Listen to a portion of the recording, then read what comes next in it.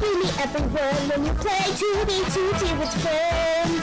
You can make a base and see YouTubers like Fit and Rusher. They are the best cause it's 2v2T.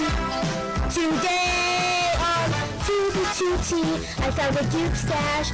Now I'm gonna kill all the fags. Hello everybody, it's me, DigMC, and welcome back to another video on the Digcast. In this video, we are joined by ZeroNeb. ZeroNeb, say hi. Yo. So this is going to be a very interesting episode, I think. I've never really... I've interacted with you quite a bit over my time on TV, but I've never actually spoken to you in like a VC. So no, I don't think we've even had like a conversation. I don't think so. It's just kind of like shit posting and some in-game interactions, which is kind of funny. But yeah, I mean, so I'm kind of going in this like with a completely like, what's it called, like open mind, because I know you've got a reputation on 2B for like a schitzoposter or this guy who comes up with these crazy theories, and I thought it'd be really funny to get you on and talk about them, and I don't know, see what kind of stuff you're on about, because when you ask anyone about you, the kind of common response is, oh, just ignore it. So yeah, I think it'll be kind of interesting. So I guess we'll jump right into that, and I'm gonna ask you the big question, which I myself was kind of wondering before the research of this podcast. I'm sure a lot of people are wondering as well. Are your notorious quote-unquote schitzoposts bait, or do you actually believe in what you're saying? Well, this is like, I'm gonna like attack this question from like a few different parts. I like to say people who are worried about me that I'm okay mentally and I'm not schizophrenic. When this whole thing first started going on, when I first started being like what's the word, like gaslit by like big namers, Hermetic Lock actually DM'd me, who was a part of the group that was messing with me, and asked if what I was doing was a character, and I just told him yes, just because I wanted it to continue so I could get out more information. Truth is that I believe in everything that I'm saying, but the thing is that a lot of people are saying that every word that comes out of my mouth somehow, even though I've basically warned the community about nocom, and I said that the SpawnMasons are bad. Those are like my two big points, and I think a lot of the community can agree with me that nocom happened and that the SpawnMasons exist, but are bad. And so my posts aren't bait. It's just that a lot of people, they don't read what I'm saying. They just assume because there's the most influential group on 2B2T is saying that I'm schizophrenic, and every word that comes out of my mouth is bad, and so people think that I'm baiting. It's like even if I was like severely schizophrenic, and severely schizophrenic, that would still not, in my opinion, make what I'm saying anything less true. When I told the community that nocom was real, and somehow I'm schizophrenic for saying that, that doesn't really make sense in my mind on why people would say that. And especially when everyone gets their information from FitMC, and FitMC has continuously said time and time again that I'm right, and still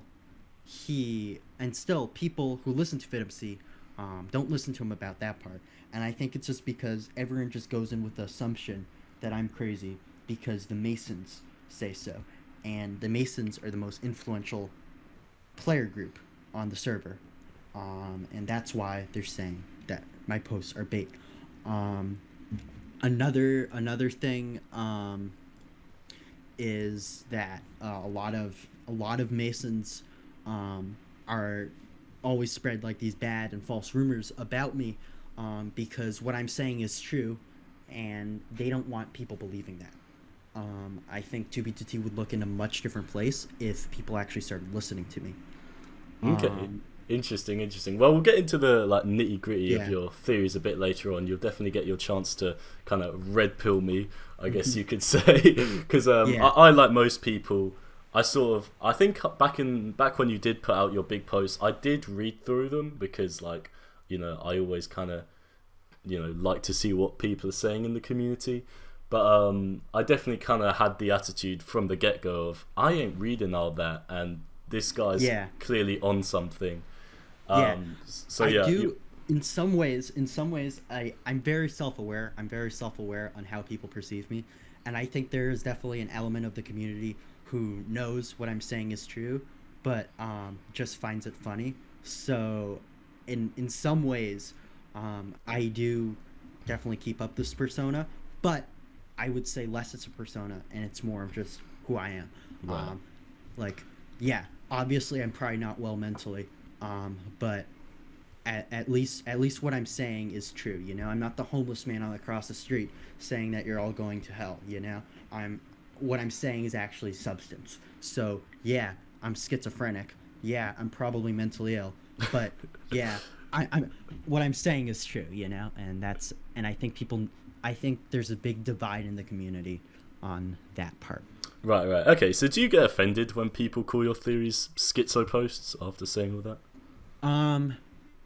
I more feel sorry for them because I've noticed that the group of people who say that, they're either the SpawnMasons, or they're just people who like believe them or just following the mob. You know, they haven't taken. How can they say that when they don't even know me? You know. So yeah, and I don't care what some high schooler says about me. It really could affect me less. And I'm not defending myself either, because if you read what I say, I'm saying the truth, you know? So I don't get offended at all. And I know eventually when the time comes, they're like, oh, Zero Nub was right, you know? July 2021, everyone said, oh, you know what? That Zero Nub guy, he was actually telling the truth. Was that when nocom got like released publicly? Yeah, that was when nocom got released. No one said that I was schizophrenic anymore. But some events happened, which we'll get into later, that caused another rise of hate against me, and which I guess we'll delve into later. Yeah, for sure. It's yeah, I haven't really released any of it because like a lot of this stuff, which I know we'll go into later. A lot of the stuff I say, it's very general, and it's just to reel the community attention in. And I'm not the best with words, so I don't really know how to articulate my points exactly. You know, it's like if you know something, but can't really. It's like if sure, yeah. Yeah, it's like if you want to say a sentence, but you don't know how to speak English. You know. So I guess a lot of time has to be put into your big Reddit post because obviously you're coming up with all these really big claims. You know, if true. And so you really need to articulate them properly. And like, and I really, because like I'm like a natural debater, and when like convincing like a large amount of people something, you can't really just use the debate things like a logic circle. You know, you can't really be logical. You just have to just like present it to the community, and I don't really know how to see do what that. people think of it. Right. So what would you say to the people that kind of discredit your theories right off the bat just because they were written by you and you kind of have this reputation? Well, what I would say definitely is that this is if you study history, there's actually some good historical examples of this, and I think it's just a way of how human psychology works. You can look at like the Federalist Papers. If you study American history, where like all these people, like Thomas Jefferson was saying, like democracy is good, you know. But a lot of people just hated Thomas Jefferson, so they wouldn't read a single thing by him just because he said that. But when he put it under an alias, people would agree with him. So yeah, I think it's just this assumption that people have, and I mean, every single human has biases, you know. Every single human has assumptions, It's just how people work. So whatever. Just know that I'm right. That's all I can really say. But I can't really tell them that, like, not to have assumptions about me, because if you see like a guy with a gun holding a gun at you, you should probably assume that they're going to kill you, you know? So, And I mean, surely you should be telling people, well, hey, just at least hear me out. At least read what I've got to say. hear me out, you know? Don't just read the title and kind of assume. And the issue with 2B2T, because it's so clout-oriented, is I can't get on an alias and say those things. I would. But because my name has so much clout to it, I just have to use the Zero Neb name, you know? Otherwise, it would be coming from a random newfag, and who the fuck's going to listen? Exactly, and that would just be swept under the rug. So I mean, speaking of kind of swept under the rug, if your theories are like as substantial as you make them out to be, like, why have they gone largely ignored and kind of written off false by the community? Because everything all right, the best way to say that is that, number one, no one really hears me out, and number two, a lot of the times just people just don't listen, you know? That's the biggest issue. People don't listen. They see something written by Zero Neb, and then they think all of a sudden that that's just wrong. But I can't say it under any other name. I mean, it's true that people definitely have preconceived biases towards you, but they also have very strong biases toward, you know, the SpawnMasons are largely disliked at the moment, and, you know, kind of always have been, you know, maybe because of jealousy or whatever, have been looked at in kind of a sort of negative, you know, if there's a horse to jump on in hating the SpawnMasons and saying why they're bad, people jump on it. So you kind of naturally think that someone like you coming along and exposing them would sort of, you know, you'd gain, you know, people would support you in that rather than the SpawnMasons. So it's quite interesting to see how people have largely taken the SpawnMason side. Exactly. And I think it's just because of just biases. And also, a lot of the stuff that I say and a lot of things that like people like nitpick out, a lot of my claims, I'd say more of my message is true instead of my actual claims, or they're somewhat true, you know? Like the whole SpawnMasons have admin, which I think we're going to get into later. Yeah. That's a half-truth, which I'll get into, because I think I do know who really runs the server, but I can't just sit... But if I said who it was in, like, you can't say it in one sentence, you know? Because it's obviously a group of people who aren't all part of the same group. But a lot of them are in the SpawnMasons, so I just said the SpawnMasons have admin, you know? Like, so, like, people, like, nitpick it without really hearing my message. So do you think maybe you need to be, maybe going into the future, you need to be a bit, I'm not going to say careful, but maybe take your time more about conveying what you say in your writing? Because as you just said there, you know, what you say about the SpawnMasons is a half-truth, you know, that kind of big headliner there, the admins... You know, maybe you should just be more like, here are the facts, make your own conclusion, rather than, this is what I believe, this is the truth, you're all being lied to, here's a bunch of proof, which kind of makes you out to seem, you know, that's why you've gained a reputation. Yeah, the issue with that is that that's what makes people read my posts, you know? If I was just going to give them the basic, boring, bland truth, you know? Like, no one would read that, no one would lap it up. I wouldn't be famous in the first place, you know?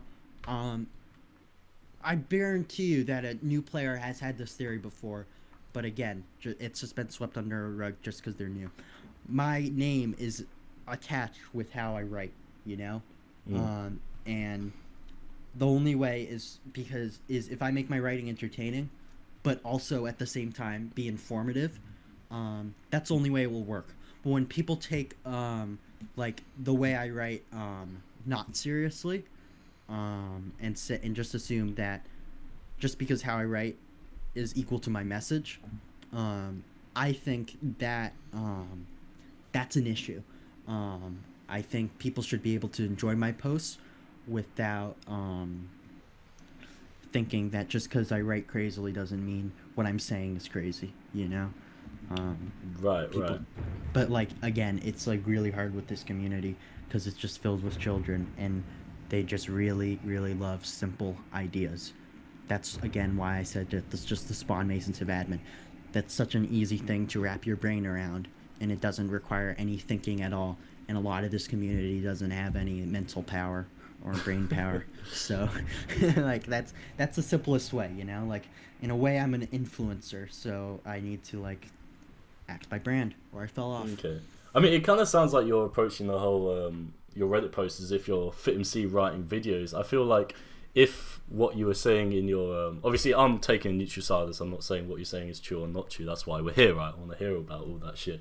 But, like, right now I'm thinking, even if the stuff you're making it out to seem like in your Reddit posts, like the big headliners, even if that's half as exciting as it sounds, that's still, like, you know, that's some crazy evidence you're putting out there. I thought people would naturally be inclined to learn about, you know, who's behind the server. And so if it was put into a non kind of, let's say, FitMC presented way, you know, people would still read it just because of the substance of what you're actually posting. Yeah, but, like, it has to be... If you watch, like, why do people watch YouTube videos instead of reading academic papers, you know? Academic papers are saying the exact same thing, but they're really boring. It's like people, and also I'm in an issue, almost suffering from success, that I'm popular enough that people know about me before they know what I'm saying.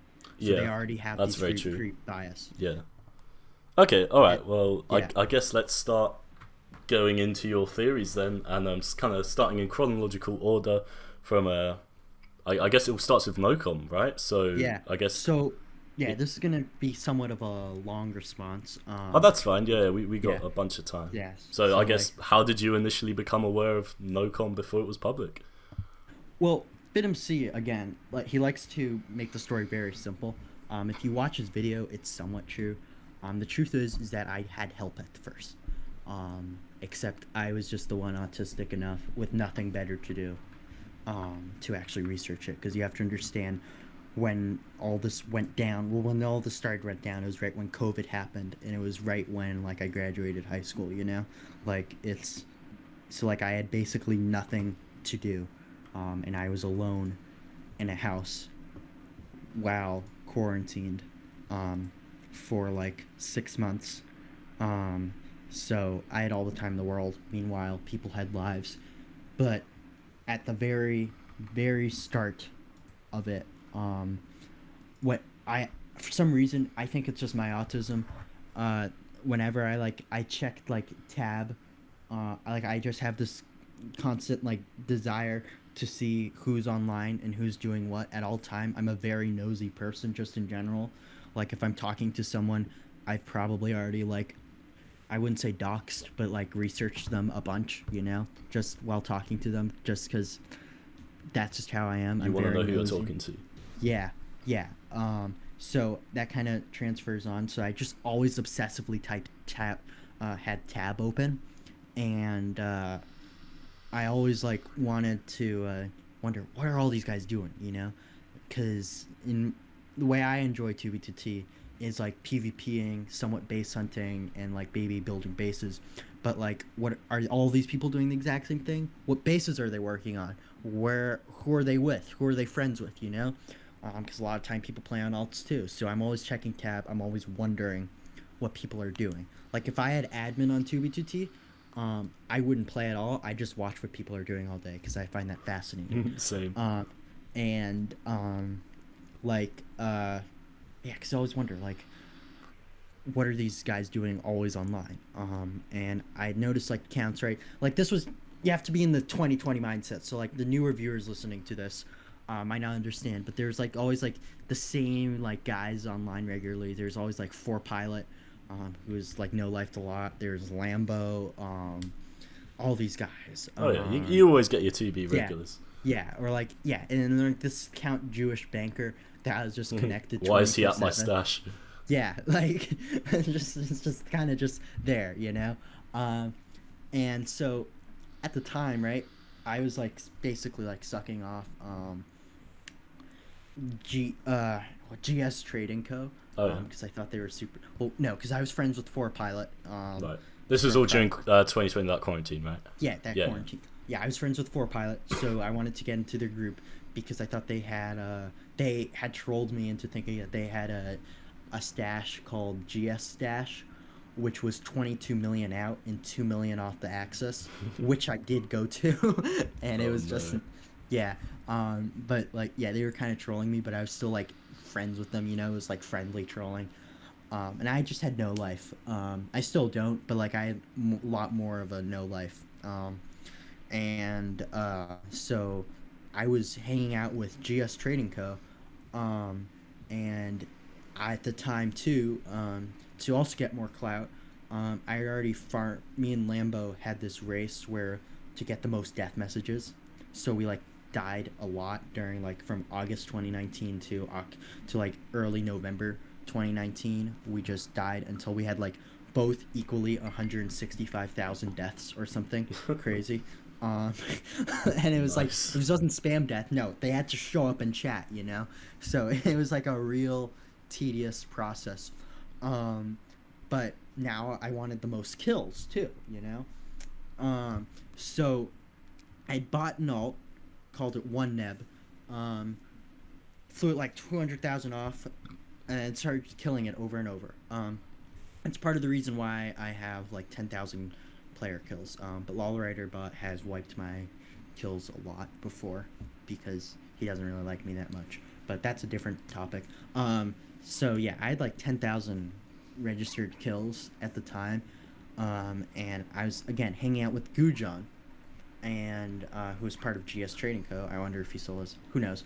I was hanging out with Gujon, and I invite him over to my kill farming thing, and we're just like talking, hanging out while like I'm just killing this thing over and over, and he's getting some kills too. And I just simply ask him, right, because like I'm constantly checking tab, have you ever noticed any account online 24/7, you know? And he said, yes, I do. There's this account, and it's called XZ9, and it's always online. And I checked tab, and I noticed this account, all lowercase, XZ_9. It had a default name. It had 0 kills, 0 deaths, 0 messages, and it had like 100 days of playtime. So this like really was like really suspicious, you know? So I'm like, okay, who's XZ9, you know? Just out of curiosity. And I remember just wondering, who the heck is that? And why are they always online? And why is their ping like 1, you know? For the kind of newer players watching, can we just quickly make a tangent? Proxies are very much a kind of new thing. Having a proxy online 24/7 is very much like a 2022, 2023 thing. They did exist back then, like you did have proxy services, but they weren't nearly as prevalent. So an account being online 24/7 was actually something to take note of, unlike today. Yeah, an account online 24/7. That wasn't like an obvious alt, you know? It wasn't like Backstreet_boys, you know, or some funny name. Or it had no skin, had no deaths, no messages, and it was like lowercase letters. It was like purposely at the back of the tab to not be noticed, you know? Like, it was almost like you could just tell it was like hiding something, you know? And so I was really confused by this. Even if it didn't matter that if it was a proxy or not. I wanted to know why it was a proxy, you know? So this XZ9 account, I start researching, and I do my methods of research, like I do on most people, or anyone who pisses me off, but then I do it maliciously. Nice. But like, so yeah, first thing you do is you check name MC. So I check name MC, all right, and I get as previous name Togster. So I'm like, okay, what's his name? Togster. And I check its join date on Constantium, and I joined before. And I had first joined 2B2T like at the start of 2020, but it had joined Constantium the same day its name was changed from Togster to XZ9, in February 2019. So it was like someone bought this account, tested it out, and then waited 2 years to test something. And I know I'm making a lot of logical leaps of faith here, but that's just kind of what you got to do, you know, when like researching something, you know. You just got to take in every single aspect. So yeah, I see this Togster, and I just decide I'm just gonna search every internet corner for Togster, and the only thing I find is this about this, which might raise some alarm bells for some viewers. A 30-year-old Swedish guy, and which is roughly the estimated age of what Housemaster would be, and yeah, some 30-year-old guy living in Sweden. Wait, so sorry, how did you link XE to a Swedish guy? Because his previous name was Togster. Oh, right, okay, okay. Yeah, that was the only username used by that. Was actually on Instagram, was a guy named Togster, and who was like 30 years old, same age as Housemaster.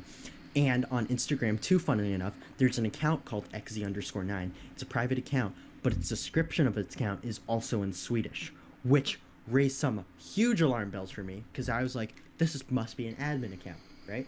So I'm like, all right, I gotta, I'm just gonna email support.2b2t.org and say, yo, this is an admin account, and I think it's showing up on tab. And I actually get a response, and Housemaster or whoever says, the server operator basically says that there are no test accounts, and that is not their account. So I had either two words with this. Oh, they're just denying it, calling it a day, or it's really not their account. So what I had to do was basically decide what road do I take this, and I'm like, okay, even if this is an admin account, I want proof of it, you know, because this could make me big, you know, because everyone cares about clout, and yes, I'm clout hungry. You wanted to make this big discovery. Yeah, I wanted to make this big discovery. I wanted actual proof. But this was in the back of my head, because it was a 50-50 chance, you know, it either could be or could not be. So it happens to be right at that time, like a day later, all of a sudden, it turns out that this account killed someone, and they killed 2B2T Shop. That was the name of the account, twice with an end crystal. So I'm like, okay, this isn't probably not an admin account. Housemaster probably isn't going around crystalling people, you know? Like, so that kind of ruled off the option, and it kind of made it more like a 25% chance that XZ9 was like an admin account. So we had Togster, who either was the biggest coincidence in the world, or well, like two coincidences, or just some, it's just some random person. But who is this person? What are they doing? Why are they always online? So I'm thinking, right, they're crystalling this guy called 2B2T Shop. I researched it, 2B2T.shop, and the account was owned by, basically, there's this group before MEG, Motorway Extension Gurus, before that did the highways, called IIS. Oh yeah, the Voco subgroup, wasn't it? Yeah, I don't know why they fell off. Probably someone was a pedophile or something. I don't really care. But they fell off. But this was back when they were good, and the account was specifically owned to Cozy Panda, who was like the IIS leader. She got like married on 2 for a while. Fun fact, and she's a real girl. Real girl. So yeah, I hit up Cozy Panda, and I'm like, "Yo, this your account?" She's like, "Yeah." And I ask, "Who's XZ9?" And they have no idea. And they like legitimately, and I thought they were denying it at first, you know? I thought they were denying it at first, but like you could tell when like someone is like, "Dude, what the hell are you talking about?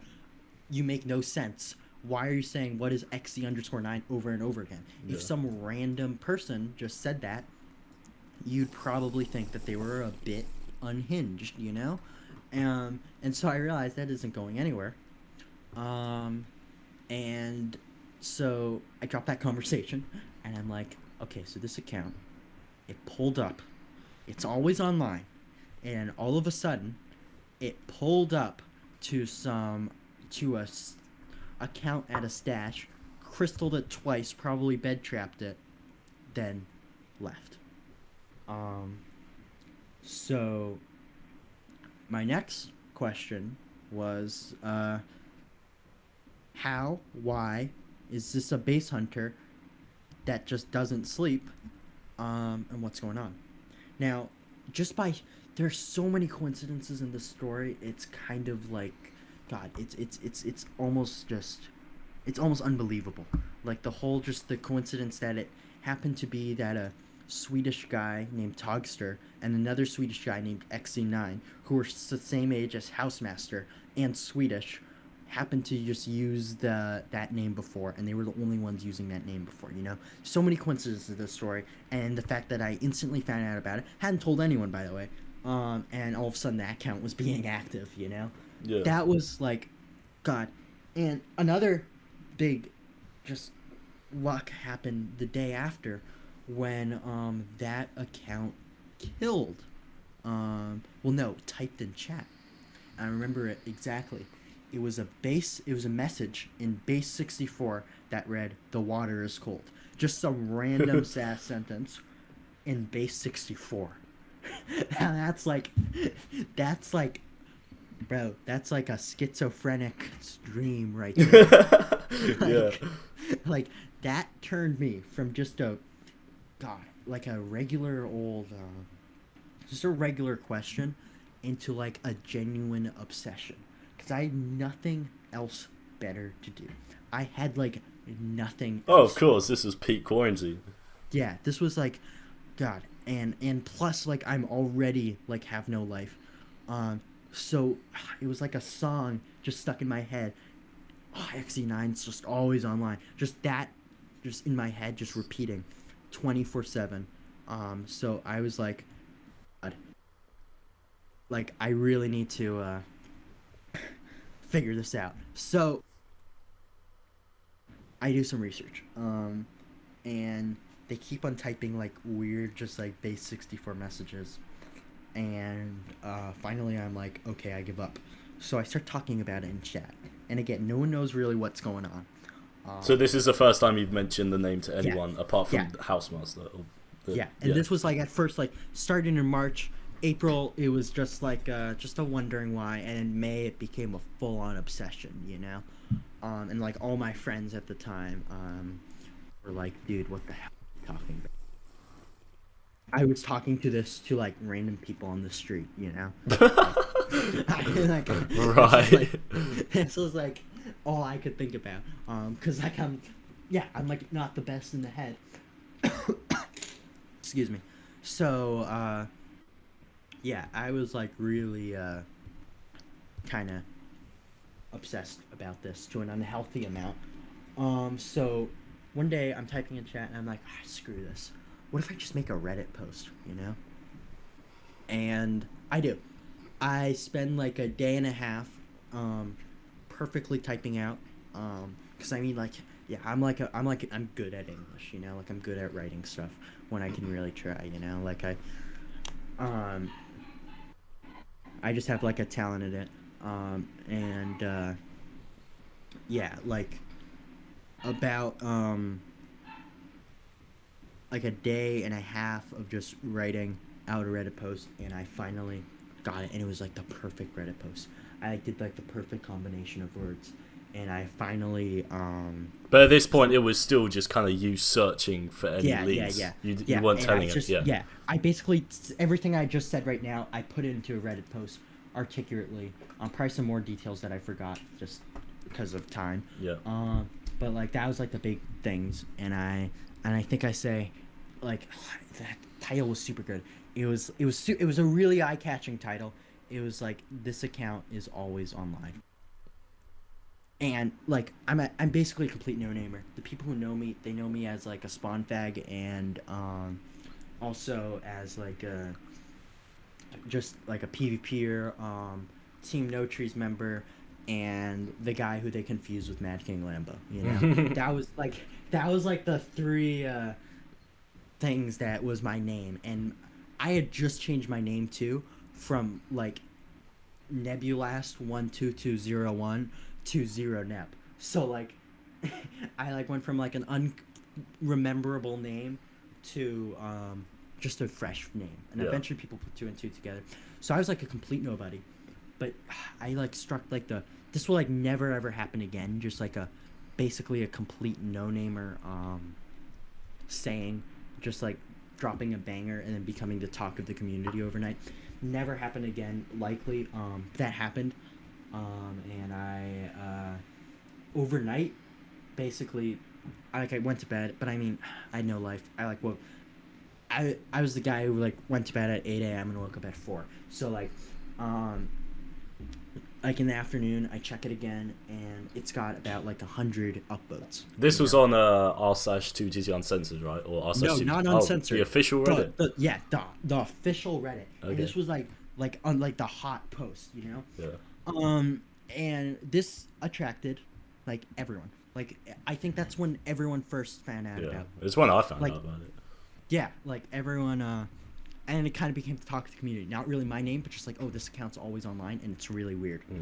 So yeah, it became the talk of the community, all of a sudden, and really surprising. And I had people figuring it out, but like, they don't have like I can't really work.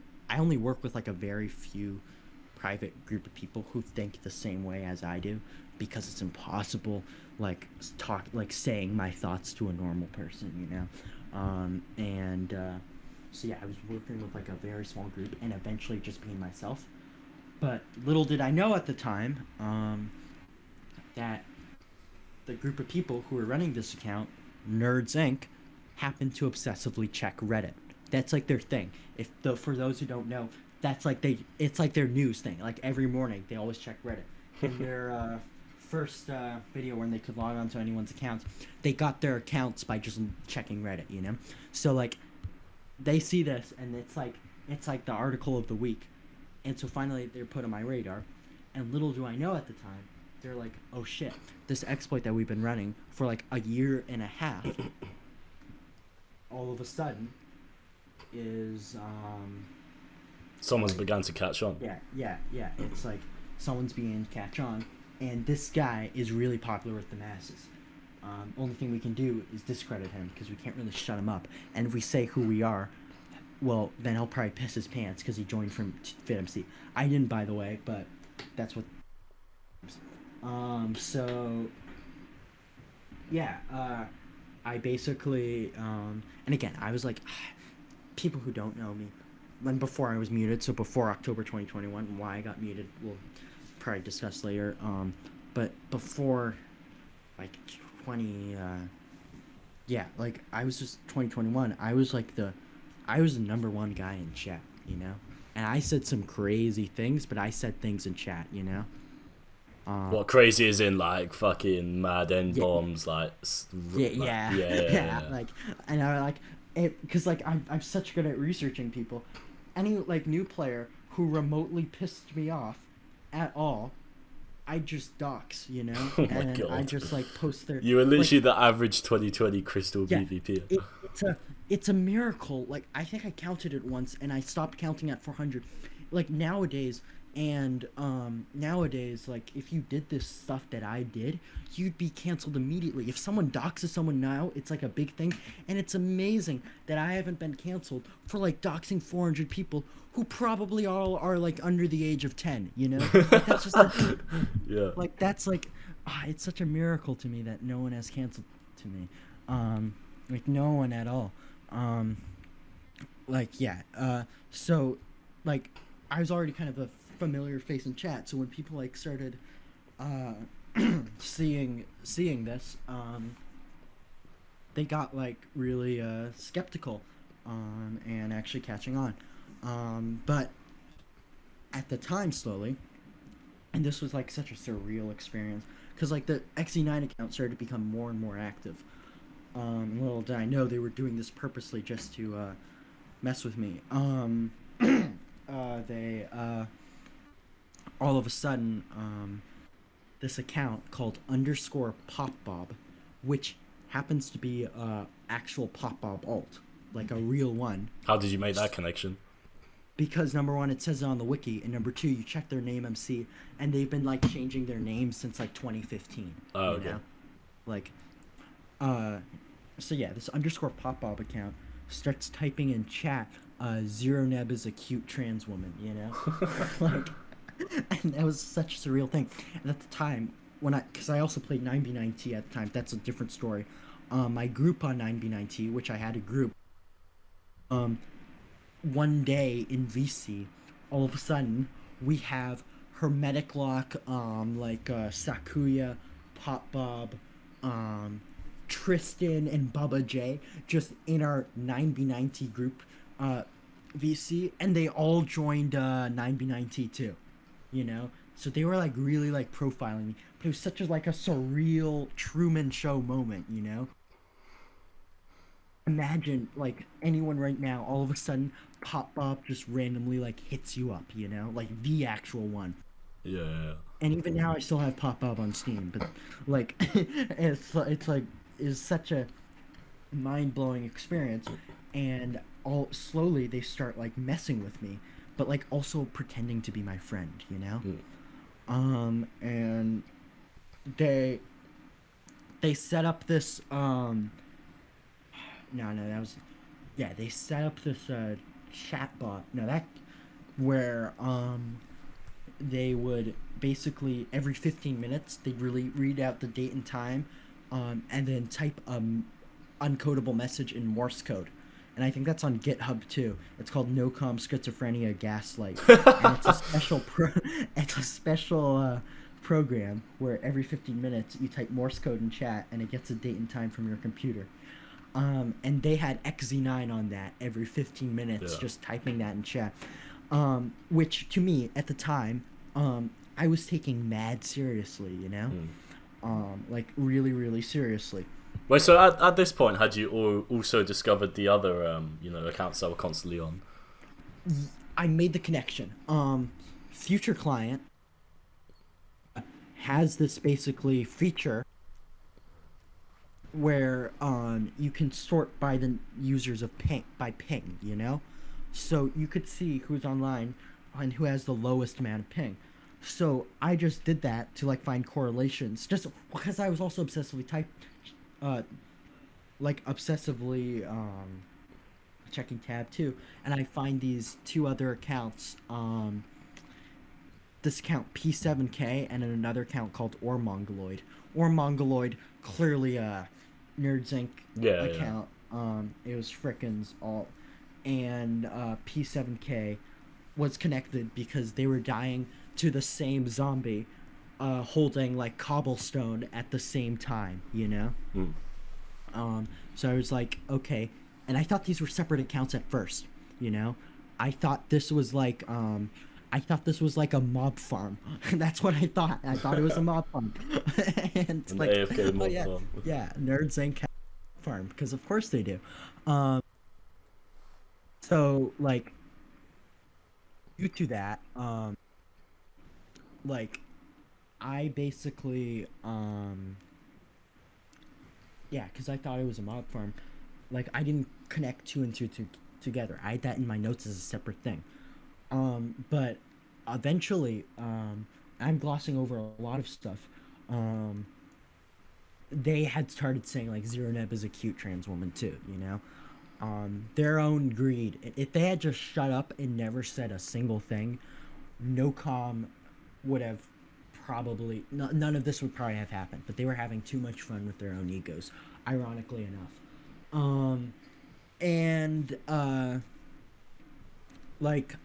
So yeah, they had like all of these, basically all of this going on, and I started talking with Sakuya, and I started befriending Sakuya, you know, like at the.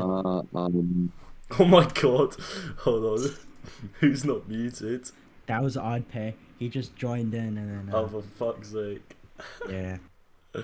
Nice. Anyways, so yeah, basically, all of a sudden, I was like talking with Sakuya, who's Pop Pop's girlfriend, for those who don't know. who's now probably disappeared because she may or may not be a pedophile, but that's a different story. But yeah, like Sakuya and I had like a lot in common back then, and we were talking, and I mean, like, I was like in a terrible place mentally at that time, just at like a low point. So like I was just posting like, there's this, I could find screenshots of our chat, and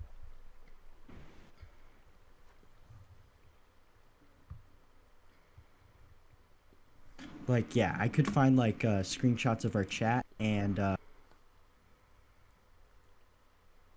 all of a sudden, Sorry, your mic disconnected for a second. What were you saying? oh, my bad. Yeah, I read your Discord DM, and I was trying to do two things at once because I pushed you talk, so okay. I can't. Yeah, 1 second. If you want, I can just turn that off. Turn it, because it's happened a few times, like momentarily. All right. How's this? You can hear me? Yeah, that's fine. All right. Yeah, that way I don't have to push you talk. So yeah, like, if I like showed my messages of with like Sakuya, you would like instantly stop talking to me. Like, it was so, our messages were like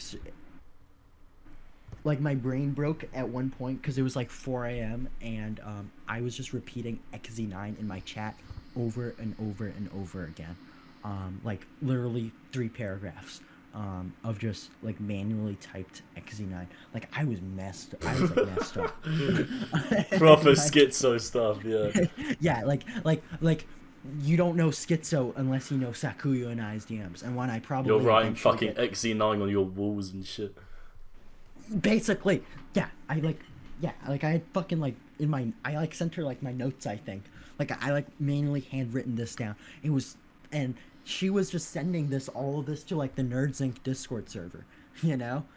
Just fueling their trolling of you, basically. Just like, and at the time they weren't even trolling me. They were just getting a laugh out of it. And they were like, Sakuya and I eventually, cause like I was so susceptible at the time. I was like the easiest person to troll. I was so susceptible that Sakuya convinced me that our chats were being read by the nerds somehow because they had like access to our account. So we had to use military grade encryption, which was just AES 256. Oh my god. It was like, yeah, it was like some really just terrible stuff. And she was just like relaying this all to the nerds who were just getting a kick out of it. And eventually they start talking to their buddies and like the Masons and whatever. And now all of a sudden, you just have this group that's just secretly obsessed with me, and that's just like controlling all my interactions. It was like Chris Chan, you know, for those who know who that is, or like the Truman Show, you know, like every interaction I basically had was like controlled, you know, like, because they were the only ones who had my Discord, you know, because like I'm socially autistic, you know, like I don't really like socialize all that much with the community recreationally. So like they were the only ones who had my Discord. They were the only ones I was talking to. And so they were just saying just controlling all my interactions. And you have to understand, like, I was so susceptible. And eventually, like by September, and like quarantine was like lifting up, but in my world, you have to understand, like in my world, I was basically still living in like April 2020, you know, yeah. like I was not going outside at all. And eventually in like September, Joey Coconut, who decided to lead the interactions, who was like loved and obsessed with me at the time, and we'll get into what eventually happened. What happened is that Joey makes this banger of a Reddit post saying that he's XZ9. And I forget what his excuse was, but it was like he was like having a mob farm, you know? And he had an explanation for it. Everything. Like, every single thing he had an explanation for. Like, I asked him all my theories. He sent screenshots of the account too. You know? He sent like screenshots because like the nerds were just telling him what to say. And so like, oh, I'm mob farm, and they were thinking that, oh, if they shift my focus away from XZ9 and instead from XZ9 to basically because they just wanted to mess with me, then that'd work, you know? Like that'd be like the perfect thing, and then they could just troll me constantly, you know? Yeah. And that worked for a bit. I did make one. I did continuously update my Reddit posts. Like constantly, like my original hit Reddit post, I kept on reposting, and I kept adding stuff onto it. Like I added the P7K and the Ormongoloid, you know. But like, I could have, like, it was the biggest red herring ever that I just didn't focus on it because they just had me in this. Eventually, just this crazy conspiracy theory that. In which I legitimately believed. I was like, I'm not the best in the head. That like the CIA was like on 2B2T, you know? Wait, so where did that come from? I had a dream. Oh I no. had a dream where basically and we can laugh at it now, but like in my mind at that time it was like a vision, and I thought I was like a prophet. That like it was like a perfect painting. I could describe it so well that like the accounts like were like real people, and they were like guarding Lyndon B. Johnson, who was in the form of a calculator. And this sounds crazy at the time that I believed this, that Lyndon B. Johnson, because he's the director of the CIA, they wanted to revive the leader of the CIA, and they were gonna revive the CIA through the internet, you know. And like upload his consciousness onto the internet, and they found a perfect server to do it in a public testing ground, which was 2B2T. So I thought that I was talking to CIA agents, you know. This is some fucking like DMT level shit, bro. Yeah. And I was so convinced, and I started making Reddit posts on that, you know. Oh my god! Right, okay. And so yeah, I believe that Lyndon B. Johnson and the host of this system that we were using was a calculator, so they could calculate everything, you know? And so... Calculate what exactly? Like, calculate their moves to revive Lyndon B. Johnson, and then Lyndon B. Johnson would calculate, basically, what's gonna end up happening, like, what the next move of the CIA should be, What you know? the fuck? And they'd like type through binary. So if you legitimately just sent me like a binary message at the time, I added you to my notebook. My notebook was CIA agents, and I like believe this, and they were feeding into this. They were like, this was like the craziest shit ever. And it eventually turned up a notch when I mentioned this at the start of the interview. Hermetic Lock thought I was baiting and actually joking around. And he basically DM'd me and said, yo, is this an act? And I basically said, yes, this is an act, just so that they would continue what I thought was feeding me information, you know? Because I thought that I was a CIA agent, you know? And, like, they called me, like, Agent Neb, you know? Jesus. So...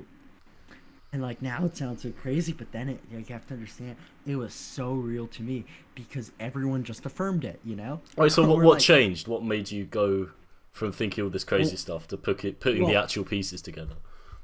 Well, eventually, what happened, and like you have to understand, this went on for like legitimately like 6 of my life, you know, like 6 to 8 months of my life was this, but around like. October, one of the people, because what I didn't understand at the time, and I still don't understand, was that the people who ended up joining the group that was trolling me became so big that it was just regular 2B2T players, you know? But they were all given access to the XZ9 account. Like Hurt Mercury, you know? Like that guy yada, they had access to the XE9 account, which was just AFK, unsuspiciously in the Nether, you know? And so they were just like, this account was just like used as just like a proxy basically, and it ended up as a proxy. But like, eventually, I realized that there were more accounts like this, you know? There was Bubba J and Elon_Musk. That account too was being used. And I get a Zero Ox, Ox22, the Creator Future client, is a really bad secret keeper. Like, if you talk to him, he'll leak stuff. He was the one who leaked the Zero Neb Appreciation group, which was the group dedicated to trolling me. He accidentally posted a screenshot in my DMs for like a split second of XZ9 at like negative 10 million Nether on a boat flying above on the Nether roof. You know? Like, so then I started thinking, oh, well, the nerds must have some exploit, you know? If this account is a nerd thing, for some reason, they just have like an exploit going on. And eventually I put 2 and 2 together that this was a court exploit because Mongoloid, that account, had accidentally sent a message in public chat that said, I found this person at blank blank blank, and I messaged that person, and they were like, yo, my base was just griefed. Oh, shit. And they kept the program that was used for nocom was accidentally inputting the cards into 2b2t public chat. And because everyone thought that it was just a proxy account and just trolling me, no one picked up on it. But I would go to those cords and message those players. And they so this happened multiple times? Multiple times. Yeah. Like in chat. Like, nocom bases were just being leaked. All within a very short time span, I'm assuming. Yeah, in a very short time span. Yeah. But like, I was obsessively like checking the account, so I saw them. And if you look back at the 2BT chat logs, you'll see it. If you dig deep. And so I realized that like this had to be something like related to a court exploit, you know? I didn't know exactly what. So finally, I basically just confront the nerds about it, you know? I forget exactly what I said, but I basically said, yo, this is a court exploit, and they were like, no, we're CIA agents, you know? They were still trying to keep that thing up. And eventually it became to the point where my brain was like split into 2, you know? There was the CIA conspiracy, and there was the XE9 conspiracy. And they were 2 different plot points, you know? And I still believed in both, you know? But now I believe that XZ9 was a court exploit finder account. And turns out that was the case. This was like July 2021, when the Brown Men had independently founded nocom and were about to leak it, and so the nerds came clear. And at first, I didn't know what nocom was. I was just typing in. I had figured out, like, when nocom was leaked, I had no idea. And so I was, like, posting on places that this nocom thing was going to be huge when it already came out, you know? I was a complete idiot because I didn't read a single thing that anyone talked about, because whenever someone talked to me, they were trolling me, you know? Yeah. So, like, I was late. I found out about when FitMC uploaded the video, and I was like, Jesus Christ, I'm right. I was right all along, yeah. Yeah. But now, I'm put into this interesting, this new era. All of a sudden, people know who I am. I'm not just some random young adult in the middle of nowhere, schizophrenically posting to an audience of no one. Now all of a sudden, and this was like FitMC's biggest video, like 4 million people in the world know who I am. Well, so I haven't watched that video in years. How did you play a part in the video? I basically said that I was the one who warned the community about it. Oh, okay, yeah. And like, Zero Neb was the hero, you know. I was painted as the hero of the story, you know, and like so that video was someone about me, and he made 2 separate videos, each with like 4 to 6 million views, talking about me too, and like because he just milked the shit out of nocom. And every video where he mentions nocom, which is like every other one, he like sometimes mentions my name, you know. Yeah. So like, at least like, I'd imagine like 10 million people know who I am, and that like set into me like really late because it's really hard to process that. It's like imagine like your podcast channel all of a sudden had 10 million subscribers and you had the diamond play button overnight, you know, like that, it was on that level, you know, especially when Pop Bob's like in your DMs, you know, it was like it's such a surreal thing. And so yeah, basically what ended up happening was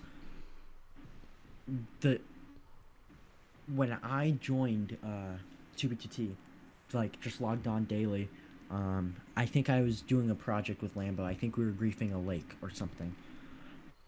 I noticed pretty quickly the instant I joined, I was getting more whispers in chat than there were messages in chat. More people were messaging me than there were players dying on 2B2T. Yeah. You know? That's like a FitMC, when like FitMC, now it's died down a bit, but it still happens like quite a bit, you know? Like once in every hour, I get a notification that someone's messaged me on 2B2T. And like, well, like once every 30 minutes, and it's funny to read through them because they're all like 10-year-olds, but like,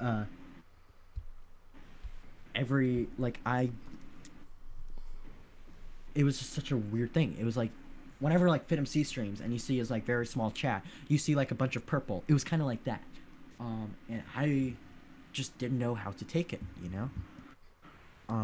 And I didn't really process it until about a year later. It was that surreal, you know. Like you always think, everyone always thinks, and of course I did too, when I'm famous I'm gonna be like this. But once you're actually famous, you have no idea, you know, the impact that has mentally, and you don't realize that for another year. So that like really worsened my mental state. And at this time too, they decided to make a base, the Masons and Nerds, and I was basically one of them, you know. I was a SpawnMason. Wait, how were you a SpawnMason? Well, like, I wasn't officially a SpawnMason, but I'd basically, in their mind, I'd been schizoposting with them for about a good year, you know? Like, I was just sending memes to them for about a year, and at this point, now that I was right, I was hanging out with them, you know? It was like, hey man, that was fun trolling you, but now let's just be friends. You know? And we still continued the calculator thing. But at that point, it was just like, it was more of an act. I still somewhat believed it, but like not really, you know? I like, basically, like, I was just boys with them, you know, and I was like up there. I was like, it was like Totorak, like Jerv, Zero Neb. Were you in the private Discord?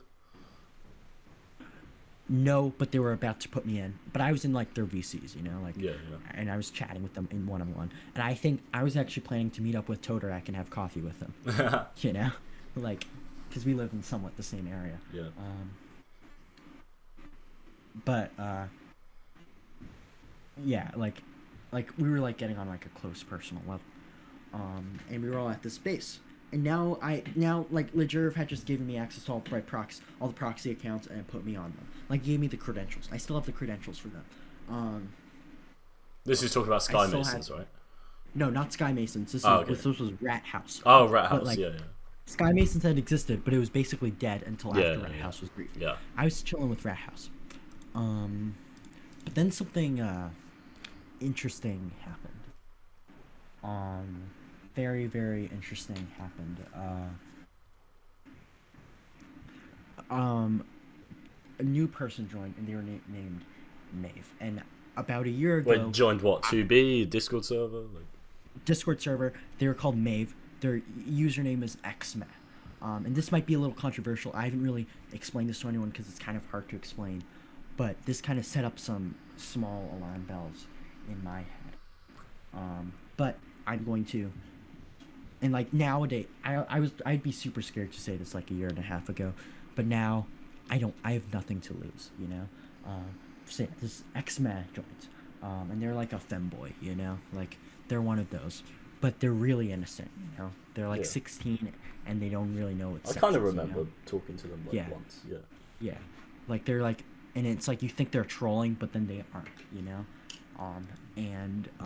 They were like 16 years old, and I mean, I was like 19 at the time, and so like I was talking with X-Men, and I basically didn't realize this at the time, but I was basically grooming her, you know.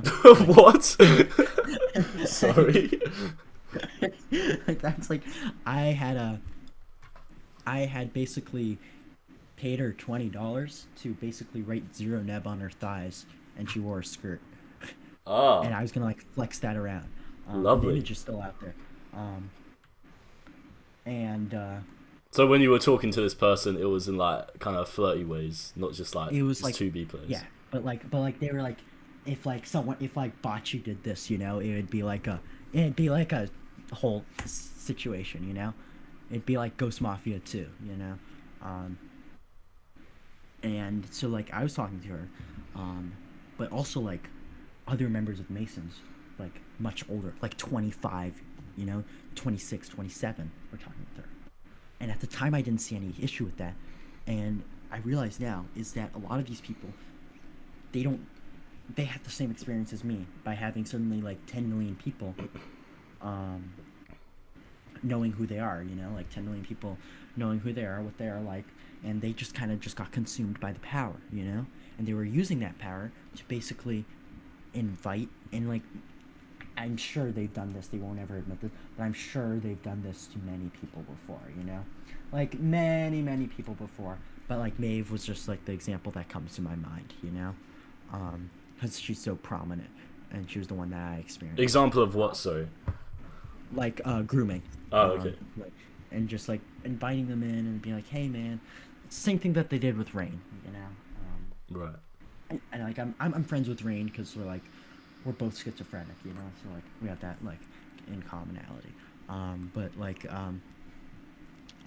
yeah, and at the time I was almost getting carried away with myself, you know, because like I was basically like the Masons, you know. I basically was grooming this person because I had power, you know. What the fuck?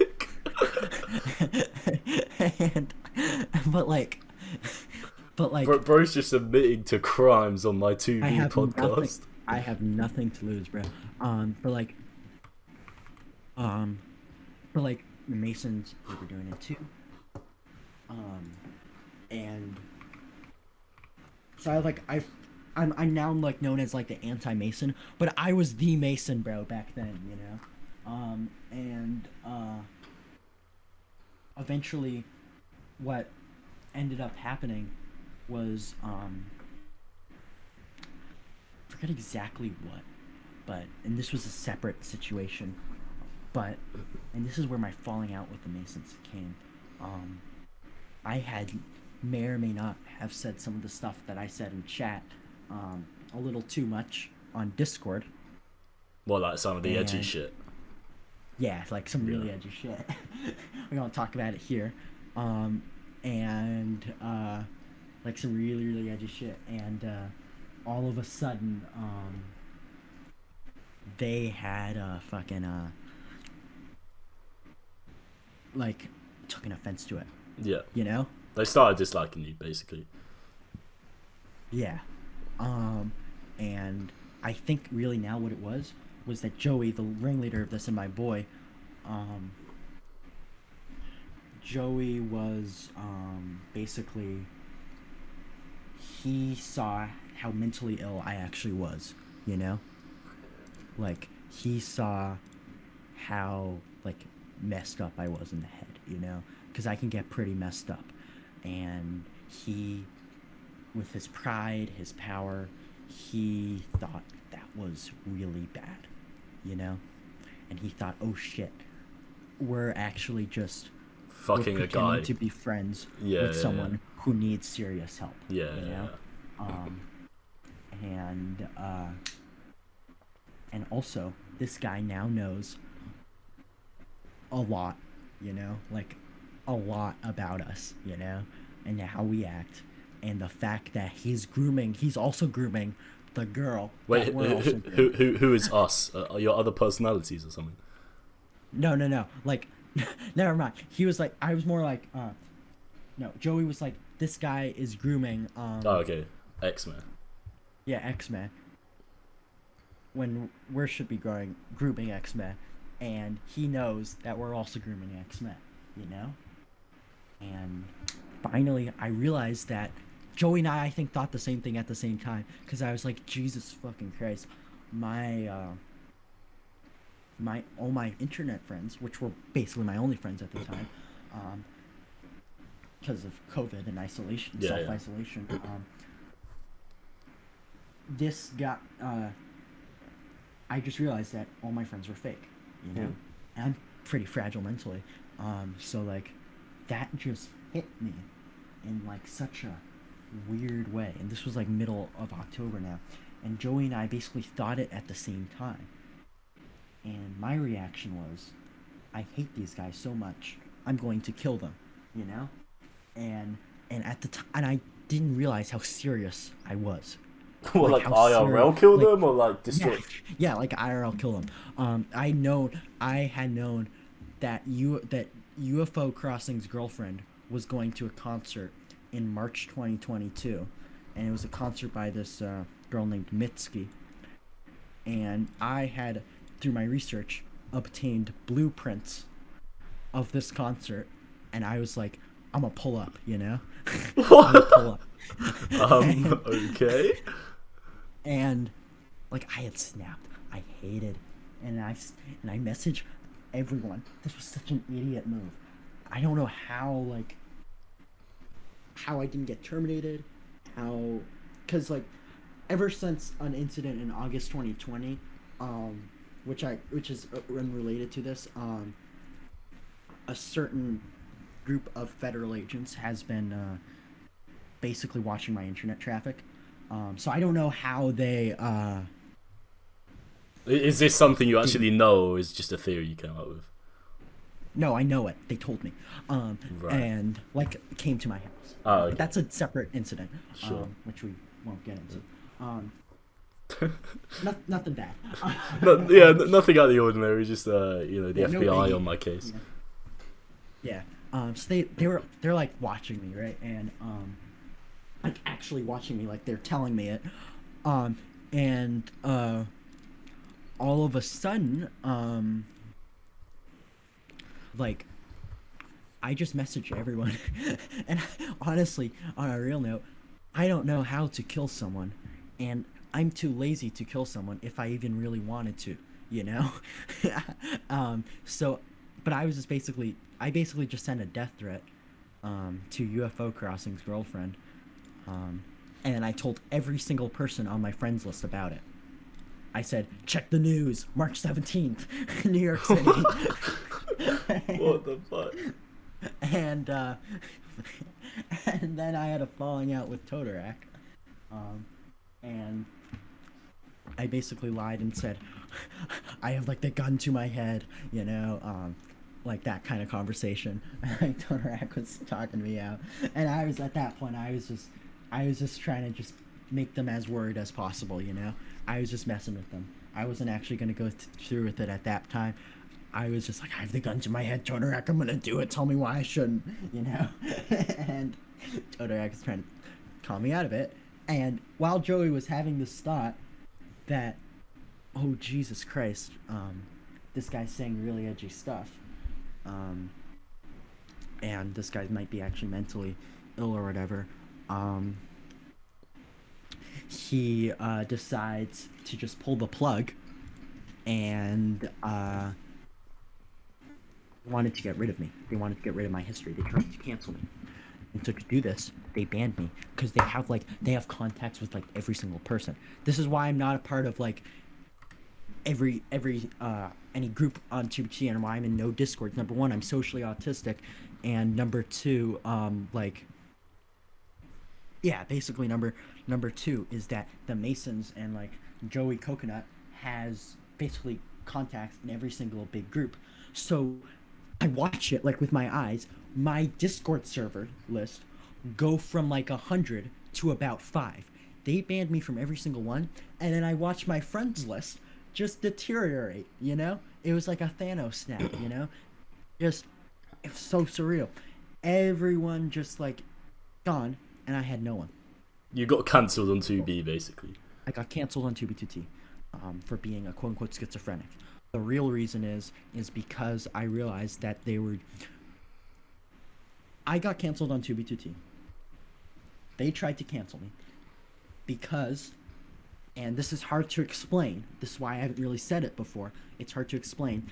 I got canceled on 2B2T because, I got canceled on 2B2T. Because you were telling everyone you were going to kill this guy's girlfriend, surely.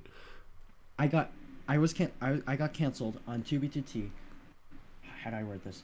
Because Joey realized, and I realized, that he was messing with me for a year. And I was seriously mentally ill. And I took that in the worst way possible, that all my friends were fake.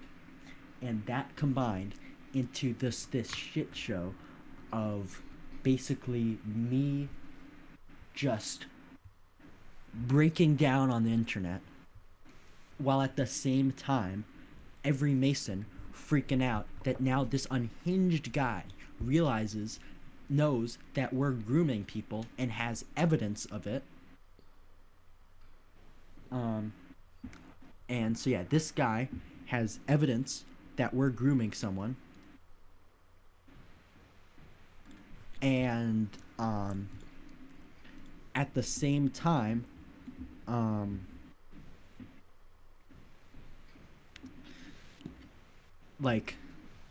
this guy has evidence that we're grooming someone, and this guy is really unhinged, and we've been messing with him for a bunch of years. So they freaked out that I basically had everything that could cancel them. So they decided to cancel you. And they tried to cancel me. And that came out terribly in my head because I'm severely mentally ill. You know? And so I freaked out. They freaked out. And in like less than an hour, I think it was like by 8 p.m., like middle of October, my only friends in my life was an old friend unrelated to this community from 2018 who I hadn't talked to in 2 years, and Mad King Lambo. Those were the only people in my life. And I was in the worst place mentally. And I really won't go into what happened next, but it was basically me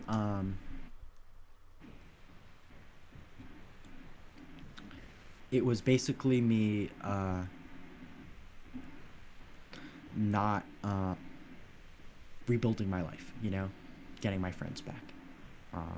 And then it hit me like a train that I probably shouldn't have been talking to this ex-mad guy who was like 16, you know, but I was like 19 and they were like mid-20s, you know.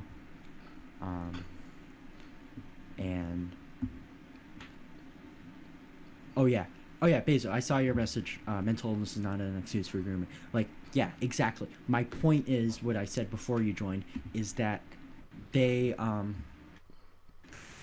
that everyone was just that the Masons were grooming people because they were power tripping, because they had this power over people. That's why they were grooming. And I had gotten sucked into that because I joined their friend group, you know? And then it hit me like a train.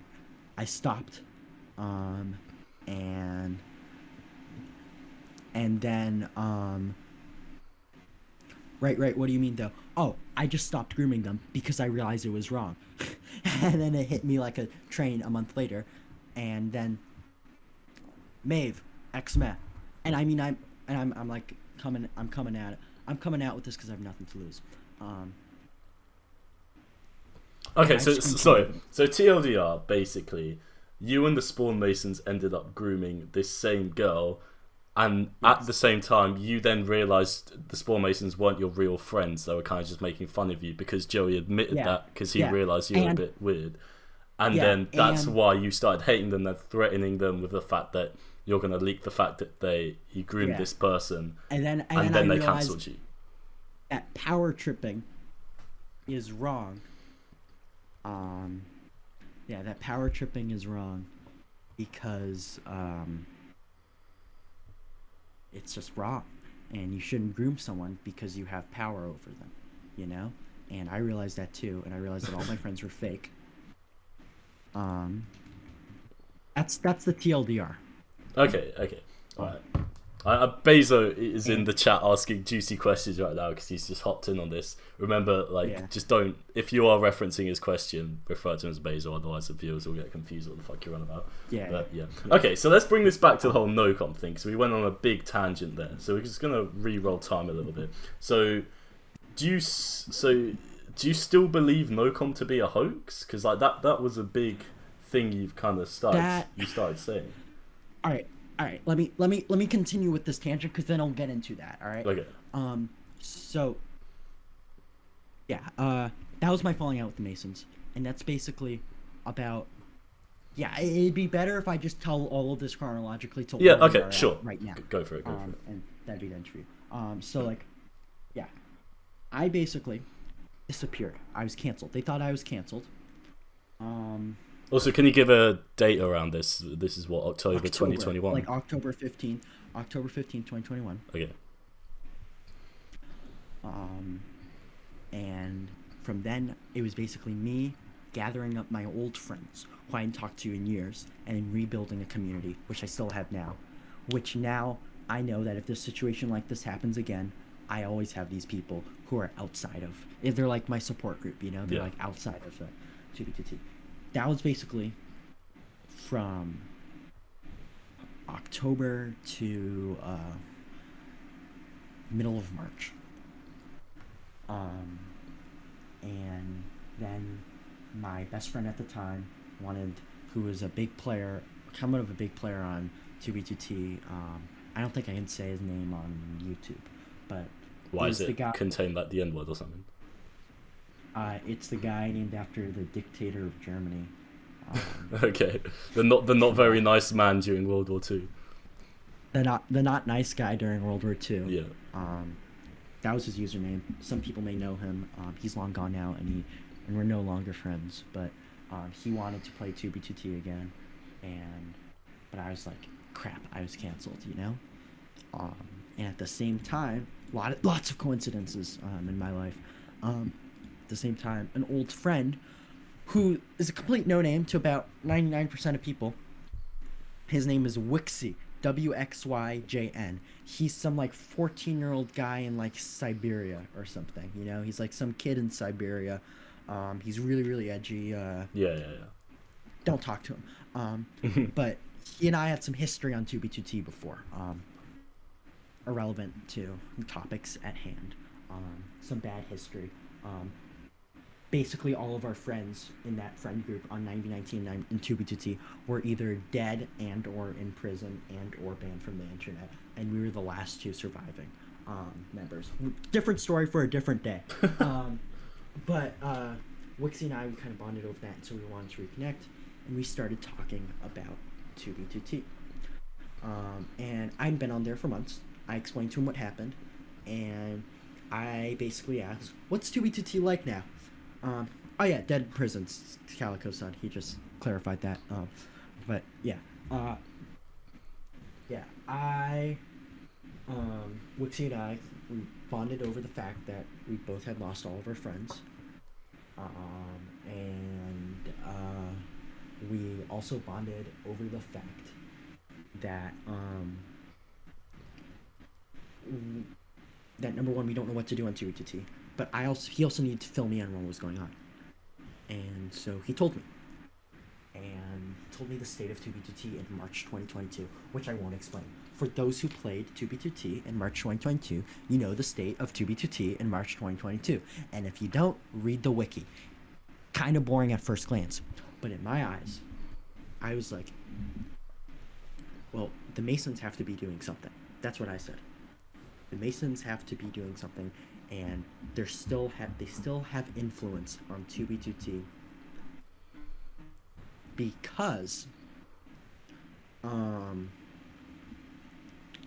they still had influence on 2B2T because they were playing for a reason, you know? They were playing for a reason. And if we removed that reason for why they were playing, they would no longer play it.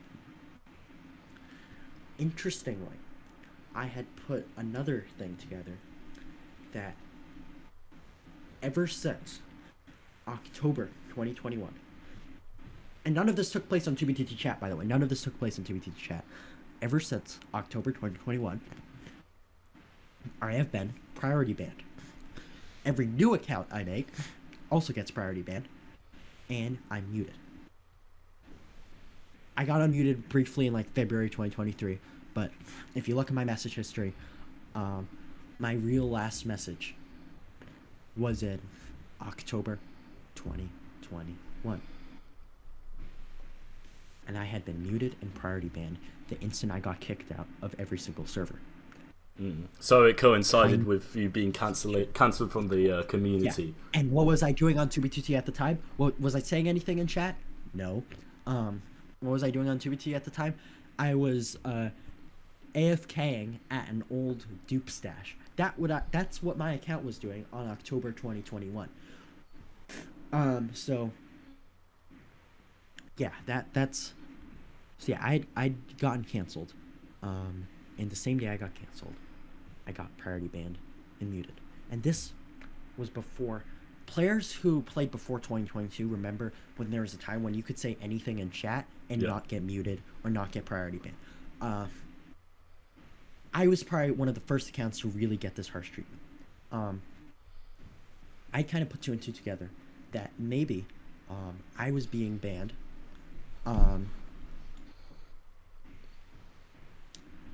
I was being banned. Oh yeah, Bezo, all those questions, I'll hit you up later. I'll hit you up later, Bezo. I'll hit you up later. Ask later. No, not now. I'm doing an interview. So we can go around to that after you've finished explaining this. Yeah, we'll go on. Because Bezo's right. So, yeah, like you said some pretty crazy shit. It'll be cool to elaborate on, but finish the story first. Yeah. And I had put two and two together that maybe I was banned. Already banned by the nerds or Masons. They have some sort of access. And this to me kind of became XZ9 Part 2, you know? Right. Because you were banned at because you were prior banned and muted at the same time as being cancelled from the community. Yes. Yeah. So this became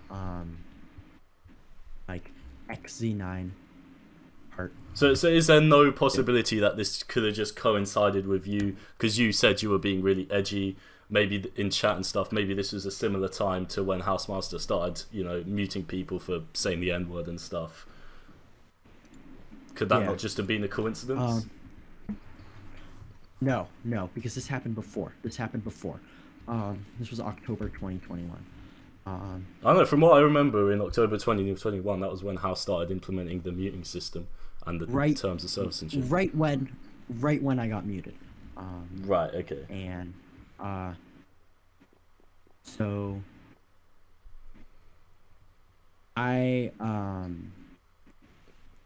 basically put two and two together, and I basically thought that, okay, the Masons have some sort of influence, and I still don't really know if this is true or not. And honestly, I really don't care who owns the server, as long as they do a good job at it.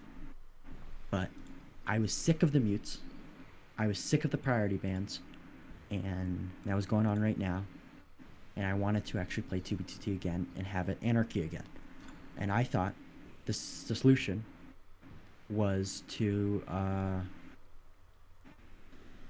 remove the basically remove the Masons, because they were the guys who were doing all this. Sure. They had sort of influence. I realized that probably like Mothra and whoever don't have Like your average spawn that mason. Mothra, whoever, don't have this power. But you can't really say the SpawnMasons have admin, but only these guys, and they're also groups with Nerds Inc. It's much more easier just to say the SpawnMasons have admin. That's why I said that. Going back to the nocom question,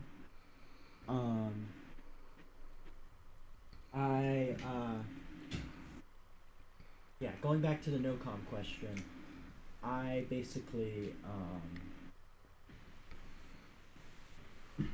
said that nocom was fake because I think like I had a conversation with like Steve 3 and we came to that conclusion.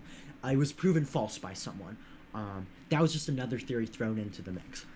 Okay, so in one of your big posts, this was just a part that at the time you believed, so you threw it in there. What led you to that conclusion? Why did you think nocom was just a hoax? Because the accounts were still online, and I didn't know that they were used for a proxy system at Sky Masons. Oh, okay. So natural conclusion was, this is just a cover-up. They're doing something else nefarious. Yeah. Okay. But nefarious for what? Like, what other than a cord?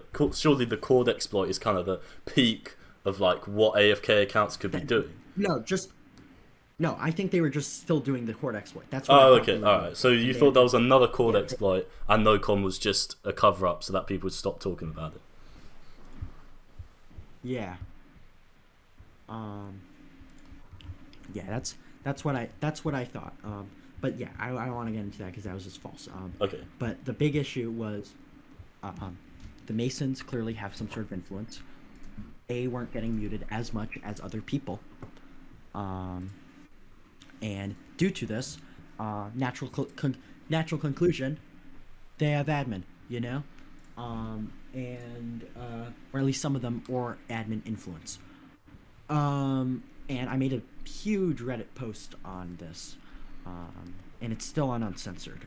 You can, viewers who want to delve into this theory, I think it's pretty substantial. I don't think it's warrants the crazy, which we talked about in the start of the interview. The schitzopost title. Yeah, I don't think it's a schitzopost. I did really work hard on that, and it very much could be a thing. My aspect is the Masons basically have some sort of influence on the server that they shouldn't have, or at least Nerds Inc. does, because they're friends with them. You check their Steam profiles, they're friends with George Bush and Housemaster. Okay. Can you go into a little bit more detail on what you outlined in that Reddit post, just so people get a clear idea? Yeah. I basically went in that like Tristan coded plugins for 2B2T well after when he allegedly stopped. He like continued into like December 2016, or whatever. That's when he continued.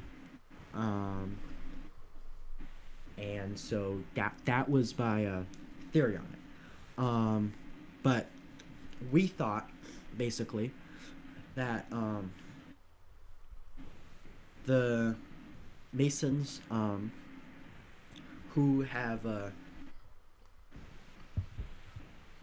some admin powers, we need to basically stop them from playing. How do you do this? Well, we basically need to find XC9 again, and that was Sky Masons. We were searching for Sky Masons so prolifically before like Fifth Column and BSB were, and we were a 3 person group. Wow, all these guys had like a lot more. We were a 3 person group of people who had no TNT. We had nothing. We were just gonna figure out ways to find the space. Because we thought that if we griefed Sky Masons, then we thought that if we got into SkyMasons, then, and we blew it up, then they would stop playing, and then 2B2T would be anarchy again. That was basically right. Our thing. So the whole SpawnMasons have admin thing was, yes, it was a theory, but it was mainly for us to find SkyMasons. But how would that help you find SkyMasons? Just pointing fingers at them. It'd be another way for them to stop playing. It was either find SkyMasons and defame them, you know, or we could do both, you know. But we couldn't just say shit like they're pedophiles, you know, because yeah, the community would eat that up, but they can just defend themselves, you know. We wanna say everything that they're doing, not just that they're pedophiles, you know. Which is why we never focus on that. Right. But surely being exposed to be a paedophile is gonna cause you to quit a lot more than, oh, this guy says we own the server, time to stop playing. Yes, but we thought that they also owned the server, and so we wanted to focus on that, because if people weren't aware of what they were doing, because okay, if people are calling you pedo on a server, you can just prio mute them and ban them, you know.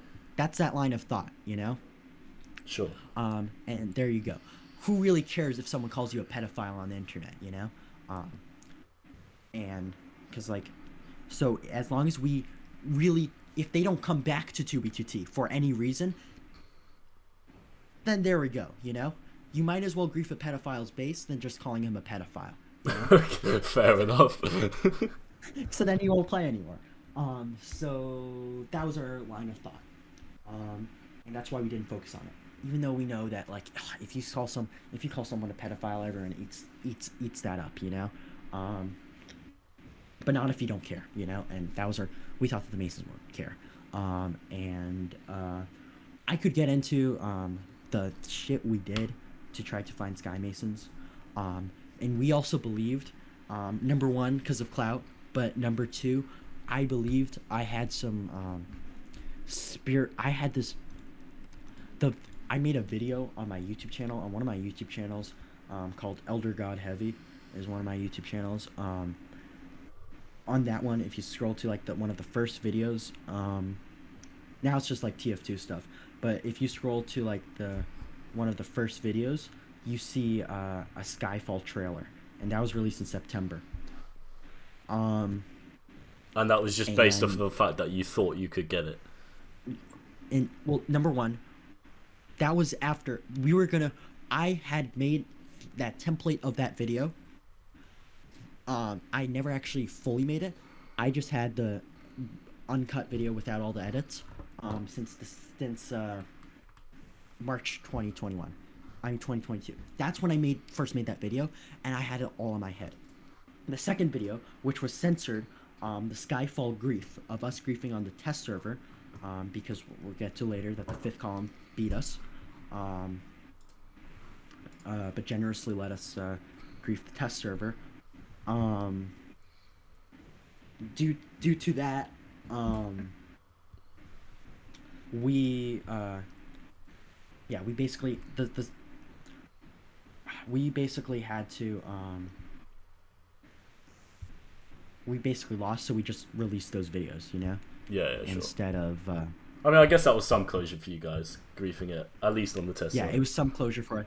Yeah, but we wanted to be the ones who did it, because we also thought, okay, if this guy who you just canceled comes right back and griefs your only fucking base that happens to be like the greatest fucking base in Minecraft history, like, that's pretty sick, you know? Like, that's like a revenge story right there. And that really hurt them, you know? And we were like, no one else. We knew that SkyMasons was on the positive axis in under 1 million in July, and we didn't tell a single soul. Meanwhile, like, Maxi Taxi, like, who was fifth column at the time, I don't know, and I don't care if he still is now, was like messaging me, and I was just feeding off fake info. I wanted to be the guy who did it. And it just so happens to be, and this was independent. This wasn't from, I won't get into our methods, but we didn't ask a single Mason about this, you know? We didn't ask a single Mason. We made stuff up, you know? We made stuff up, unlike that Masons were, like, feeding us info. In reality, we came to this conclusion independently. Because we wanted to, like, really surprise them. But we still begged them for coordinates, but still. They hated us too much, and they still do hate us, and Joey still has me blocked and won't apologize. But, like, if we had released that information and had, like, a actual group of people, Sky Masons probably would have been griefed by August, you know? Like, we really knew the general location. We knew... by the start of September. How did you figure the general location? We figured the general location. We basically did some psychology. We pressed Masons, and we basically played a hot and cold game with them. You know, we tried triangulating. I think Pixelation tried doing that from like the waypoint. That was actually just the bedrock coordinates. But yeah, I won't get into much because those Masons who did somewhat help us are almost basically our Mason insiders who I don't want to leak, you know? But we basically narrowed it down by like end of July.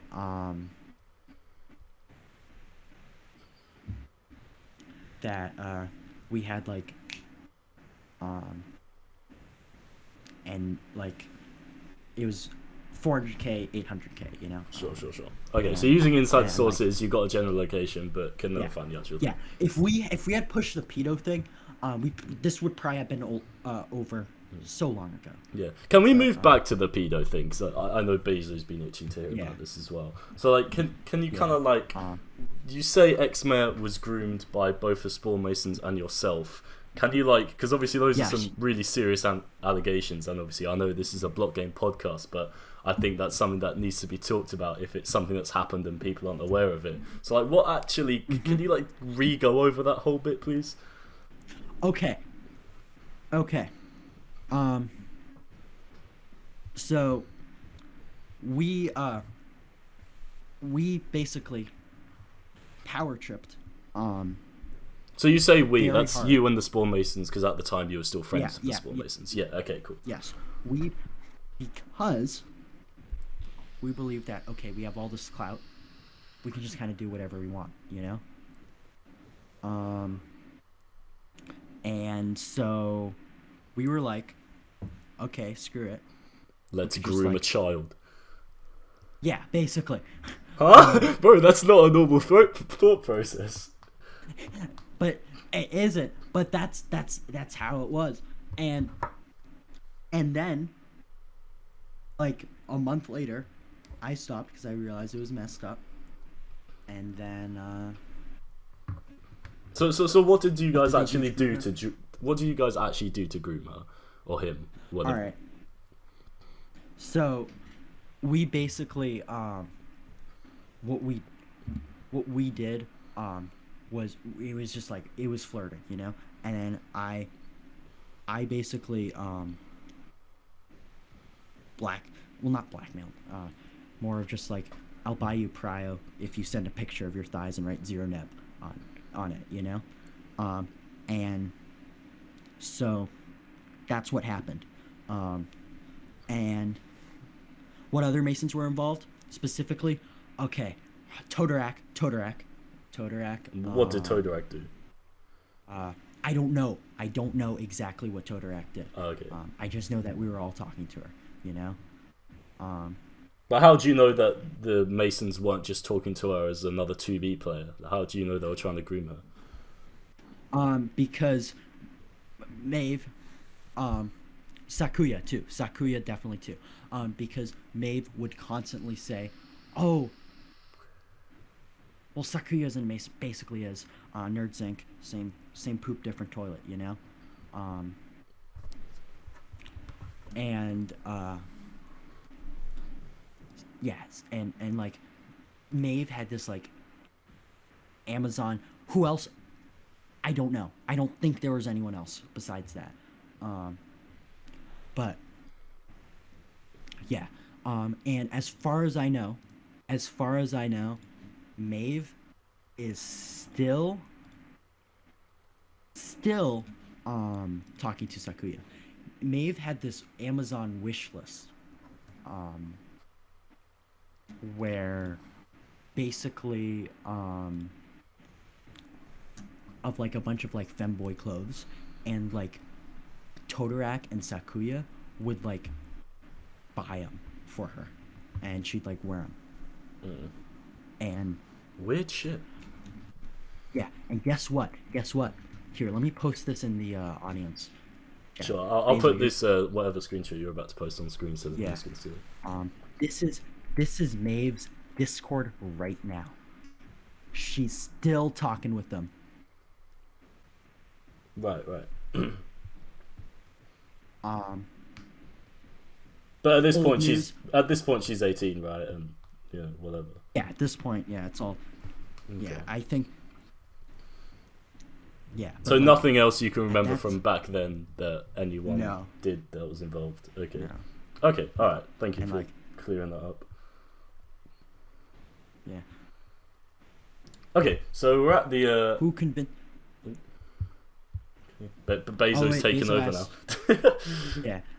Well, I mean, he's like other 2B2T interviewers. Yeah, it works. Bezos says, who specifically? Bezo, if you want a little section at the end where you can ask your own questions, I'll let you. That's fine. Just save it to the end.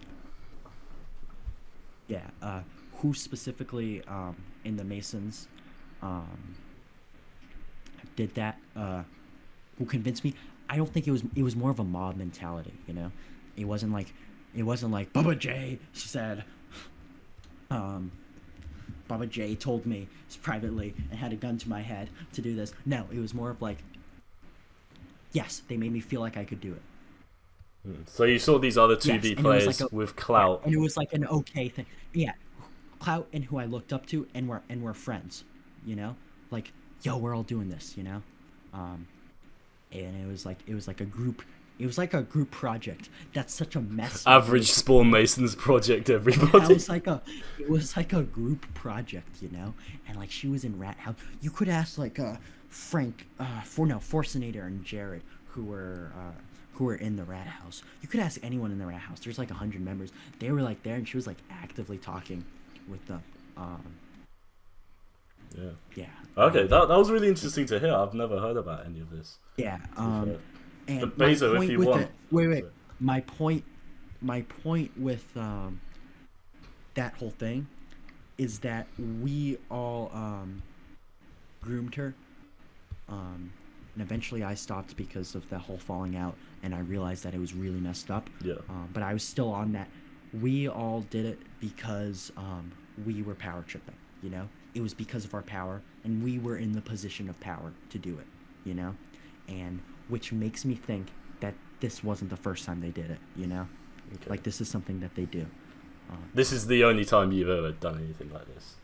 Yeah. I wasn't in the Masons, but I was really friends with them, and I was about to join. I was, like, about to get the invite. But then the whole falling out situation occurred. Okay, alright, so as I said, Bezo, if you want to hop in at the end and ask him your own questions, have some time to prepare for that. But for now, let's segue back into the 2B2T LARP side of things, which is more my forte. So we've kind of ended off there before we had that little tangent about when SkyMasons was griefed. You griefed it on the temp server, and was this around the same time you made your latest Reddit post about them owning the server and stuff? Yeah, that was was like, and then I was like, okay. Yeah. Okay, so can you explain the things you said in that Reddit post? Like, how did you come to the conclusion that the SpawnMasons own the server? How did I come to the conclusion that them? Yeah, redpill me. Wait, we're in that own the server? Yeah. Okay. Well, that whole Reddit post about them having control and Nerds Inc. being involved and all that. Okay, this is some deep doxing. Because like, I mean, yeah, it's amazing that I haven't been canceled yet. And you know what, if I get canceled now, I don't really care, because you can't cancel someone who's not in the community and has like a block list of 200, because I just don't want to, like, I feel like I'm like somewhat boys with Orson. Like, I owe him so much for letting me grief that test server, you know. But like, really, I'm like, I had to block him because like my like social autism, you know, like that's why. It's like nothing against him. I know he'll probably listen to this, but like, it's nothing against him. I really respect him as a person, and I think he's some like high tier businessman IRL. I can just tell, you know, like he's a real. Oh yeah, Olsen's really cool. Yeah, like yeah, he may just like be like fishing info for me, but like at least he's honest about it, and I respect him for that. You know, and he's like, I'm glad now that like the fifth column is in charge, almost like has replaced the Masons, because they're such a better group. Just anyone who doesn't abuse their power and is responsible with it. But yeah, okay, let's go back to the whole LARP thing that no one really cares about. But whatever. That Dig wants to know. So I basically found out, came to the conclusion that the nerds are still in contact with and I don't know, still in contact with Nerds Inc. I mean, no, not Nerds Inc. Still in contact with George Bush and Housemaster.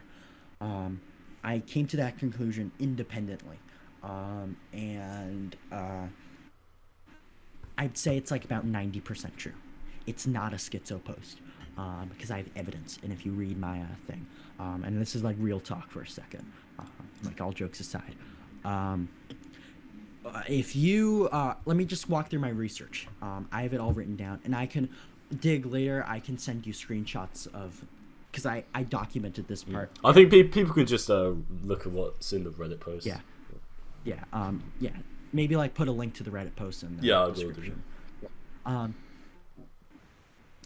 Itristan on his name MC has his Steam account linked.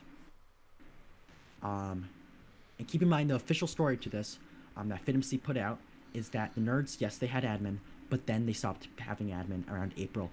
There's a big video on that called "The Day Too He Almost Died." Yeah, April 2016. Yeah. Just search that up for any viewer curious, and you'll get that. But yeah, this is different. You search up the Day Too He Almost Died, and you get the official narrative. I'm saying that this narrative never stopped, and just that they just said, "Hey, don't be a retard with admin." That's what I think happened. And here's basically my proof. So go onto Tristan's Steam, which is linked on his name MC. It's steamid.com/the_Tristan. And this is when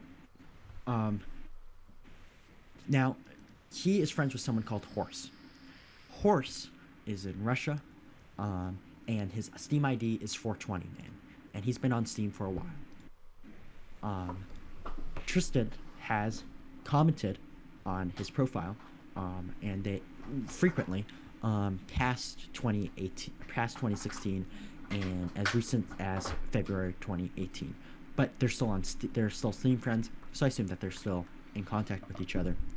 Horse has a group called Minge Bag, which is some like Swedish word.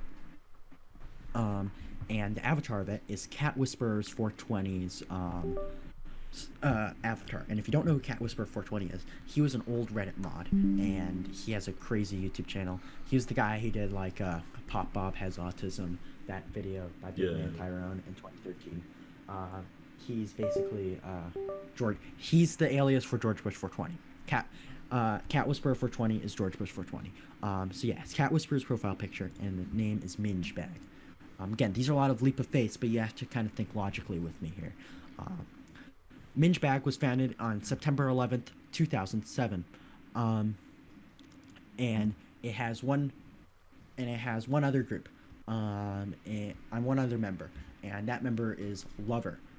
Lover is a Steam account that is still active and is still online at certain times, roughly around 5 p.m. And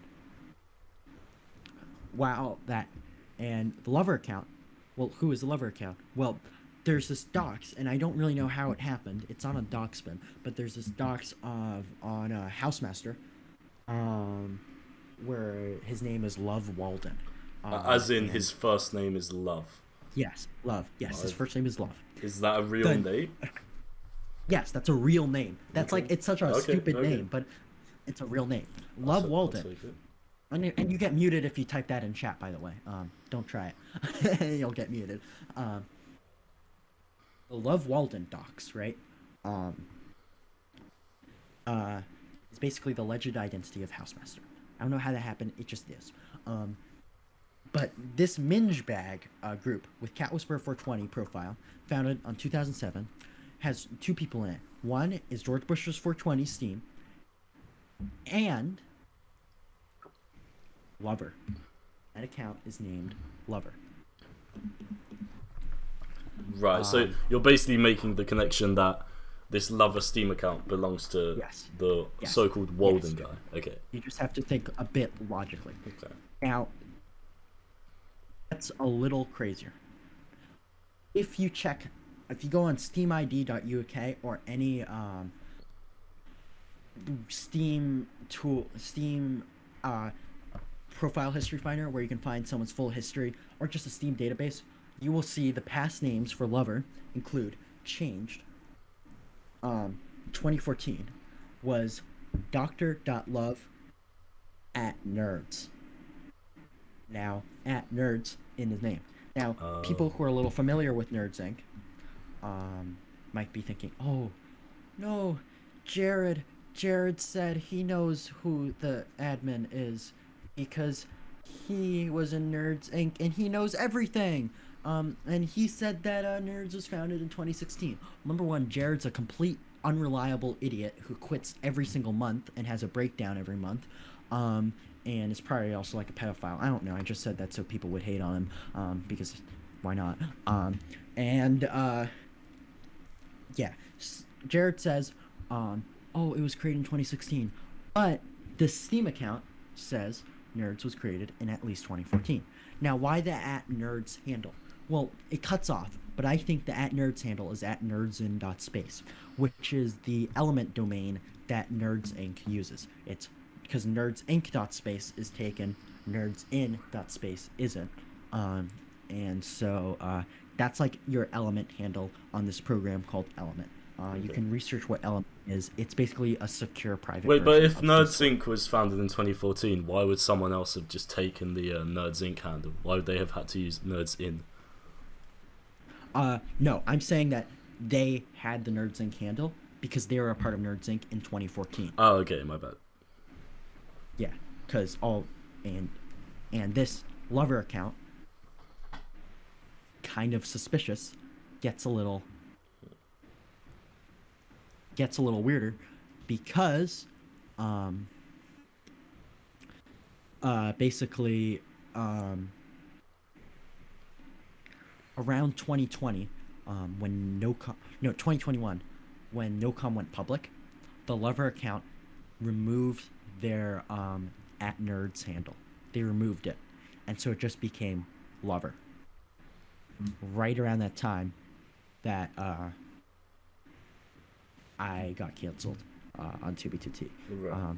It was almost like they thought that I was going to find that account, So that's why they changed their Steam name to just from Lover @nerdsin.space to just Lover. So that's kind of, I don't see any counter explanation to that, That's really weird. It's either the greatest coincidence in the history of mankind, or it's real. And the Lover account is active. Now, okay, what if this is just, let's just hypothesize that, okay, well, what if this is just someone in Cat Whisperer's server, best friends with George Bush 420 for many years, and he just happens to be named Love. Well, this Lover account has other groups such as called Der and Bonner, and their descriptions of them are in Sweden, in Swedish, and the location of it is Swedish, and they have an IP to a server that they host in some game that's in Sweden. This account is Swedish. There's also a bunch of other accounts like this, likely other alt accounts. I have a list of all of them. They are a lot.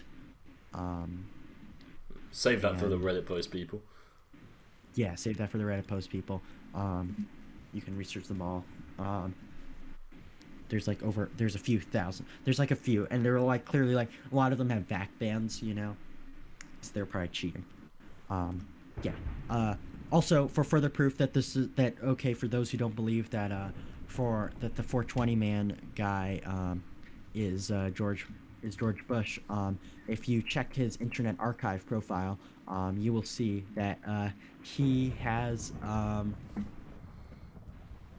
was in the group 2B2T in 2014. So it's George Bush, you know. It's George Bush. Yeah. I don't think anyone can call me schizo for that, at least. No, I buy the George Bush account. The thing I'm struggling to deal with is the lover account, not just being, maybe another, guy who's friends with Tristan that was in Nerds. No, not friends with Tristan. Friends with George, who's only in the... So friends with George, who was also in Nerds Inc.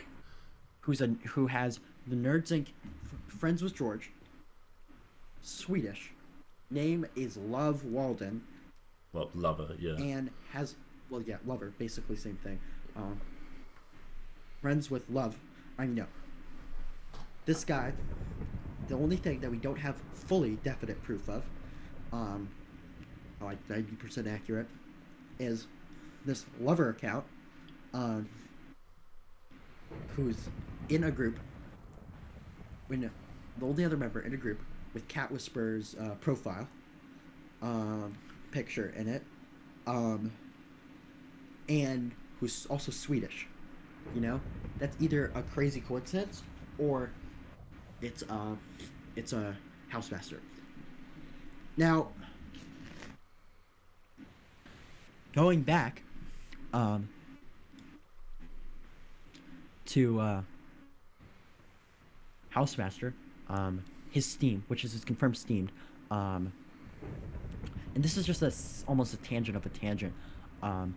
There were, if you search the Internet Archive for the 2B2T Steam group, back when that existed, there were admins, like, before George Bush. Like, you've checked, like, Polly the Parrot was one of them. Oh, yeah, sure. Like, he was an admin, and you can just verify this, this is undoubtable. You could just verify this by... I went down this rabbit hole a few years ago as well. He has definitely employed players as admins before, Well, I mean, the 2B players as admins for the Steam group is kind of the same as when, there were 2B players as admin for the official Reddit. It was kind of like house getting some of the players to do some of the community work. Yeah, and who's to say that he just didn't opt people on, because he obviously made people also admin on the 2B2T Minecraft server, He made people admin on that server, as we know from the Nerds Inc. incident. But what I'm basically saying is that just never stopped, but they just got some hush money or something to stop the whole to basically stop from basically killing the server, because that's what they were doing. They're in creative mode till server. Okay, but one problem I have with that whole idea is the fact that, if 2B2T nowadays, sure, back in 2016 this could all be happening, right? But 2B2T nowadays, it's a company, it's a profitable business. Why would the owners of obviously 2B risk the server's profitability just to help out some of their friends over a block game? Why would they cancel you per se, just to kind of help their friends? Because these guys don't play. These guys don't play. Even more reason why they wouldn't be involved in the community. Yeah, they may have some. I'm saying that they may still have some, it's like having it's like being an active in a Discord server, but having one of the highest roles. It's like that. like I know like Tristan.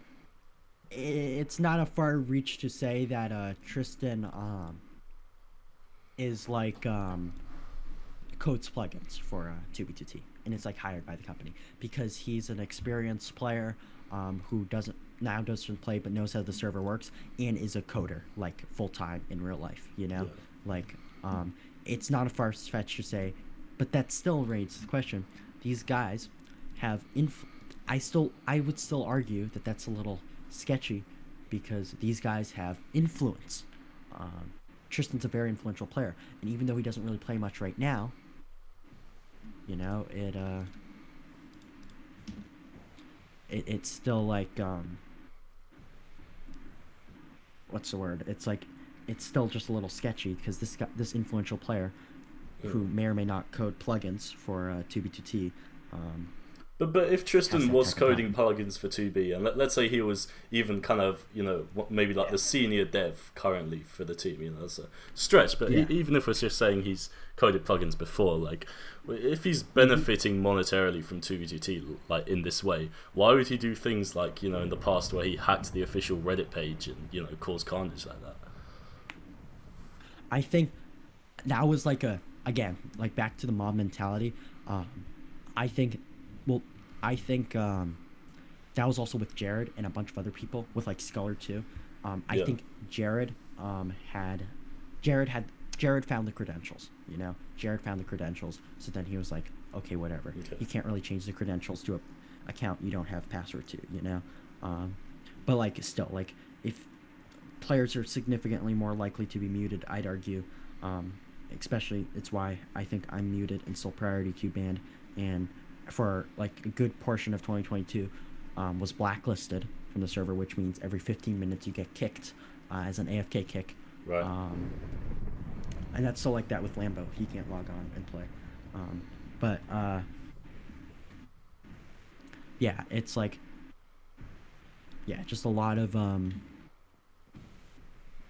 people have that have influence. Speak out. Yeah. Who have influence when like they're like get shit talked, they get like. So how far does this influence reach? Because obviously you say Tristan's potentially on the team, but like where does it end? Like who in the SpawnMasons? I think again, like we've had like a pretty long conversation on this. This is why it's so much easier to say, oh, the SpawnMasons have admin, when that's not true. It's like, well, it's a half true. I'm saying that they have influence because, like, let's say, right, like, I don't know, Bubba J, right, Nerds Inc. member, but also a Mason member. Let's say, like, some guy, I don't know, griefs his base or calls him like a bad word or something, and he just gets pissed off. He could just be like, yo, Tristan, can you just like mute this guy for me? You know, it's like who's to say, like, we obviously all would do that if like one of our close friends, you know? Yeah, but at the same time, these guys are grown-ass men who have long since, you know, stopped playing 2B, long since lost interest. I don't see why they'd care enough. I think it's because somewhat like what's its face, a lot of these people like almost blackmail too, a bit, because it's like, oh well, I know that you have admin, you may have admitted to it, and plus, can you just like help a guy out, you know? That's what I think. Okay. All right. Well, fair enough. Okay. I was just saying, from my point of view, if I was on the admin team, you know, as dig and builder, I was brought on, and then my friend Imems, who's in BSB, came to me and like, bro, can you use your admin to give me codes to this guy's base? I'd be like, no, bro, this is my job. You're not fucking risking that shit. But I don't know. That's my point. It'd be more like, yo, can you like mute this guy for like 30 minutes or something? That's what I'm saying. Not like give cords. I don't think they're giving cords. No, I mean, I think they like, it's why they created nocom for fun. You know, like. Yeah. So you don't believe nocom was just a cover up to the fact that they're /TPing to people? You don't believe any of that shit? Okay. Or it was just like, not even that. It was just a cool project, you know? I think it was like one of Lejerv's college projects, you know? Like, it was just a cool thing. It was just cool, you know? Yeah. Like, who's to say they can't just enjoy the game and exploit it while still working for it, you know? Yeah, that's what I'm saying. Okay. Do you think like the non-involved Masons who aren't admins know about their admin counterparts, and that's kind of why? No, Okay. no, but I've talked to some few ex-Masons. I think like Warlord was one of them, and he may have even been P529. Him and I are kind of like, we kind of have beef, but at the same time we're bonded over to the fact that we're both from Switzerland. But that's the only reason why we're bonded. But yeah, like him and I have beef, but like he's like said that he's had some suspicions before. Like if you like really like are somehow one of you guys in the audience, like, and I bet Masons won't admit this, but like if you really talk to them, I think some of them are a little bit suspicious. One of my insiders in the Masons, who I won't name, for obvious reasons, one of my insiders, who I won't name for obvious reasons, who like isn't like my insider, yo, can you give me a base? It's more of just like, you're a friend who's in the Masons, and I don't know why you're still in the Masons, but you're still like a friend or whatever. Right. Okay. All right. So I guess that's all you have like, to say about that stuff. Okay. Well, yeah. All right. So would you say your Reddit posts, or kind of your general sort of speaking openly about your theories and all these things you've had to say, do you think that's kind of influenced any of the behavior of the server admins? Like, do you think since you've kind of shone light on all this, maybe they've been a bit more careful with helping out their Mason buddies? That anything you've maybe noticed? Okay, here's something funny, and I have screenshots to back this up. I can of course send this to you, Dig, after. Sure. When I made that big Reddit post in October 2022, right after George Bush 420, he set his featured badge on Steam, profile right? to a badge that says red herring, and then right after that privated his account. Oh shit. Interesting. So I can't speak for, I can hypothesize that yes it has, but that's like the for sure thing. But you know for a fact they've seen it, basically. They're aware of. I know for a fact they've seen it, Yeah. and I also message support every time with my Reddit post. Like, they know who I am. Whoever the company or whoever, they're well aware of my presence, and every time I post. Yeah.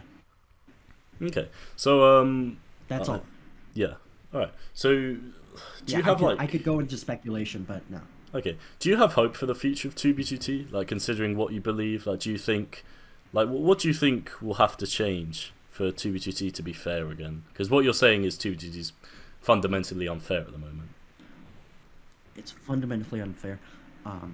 Right now, my goal, this is the first time I made it public, right now, my 2023 project, because I always have, like, a project every year. Sure. Just to keep me from, like, killing myself or whatever. Okay. I can get into that later, but it's more of a philosophical thing. But if you read G.G. Allen, you'll know. But anyways,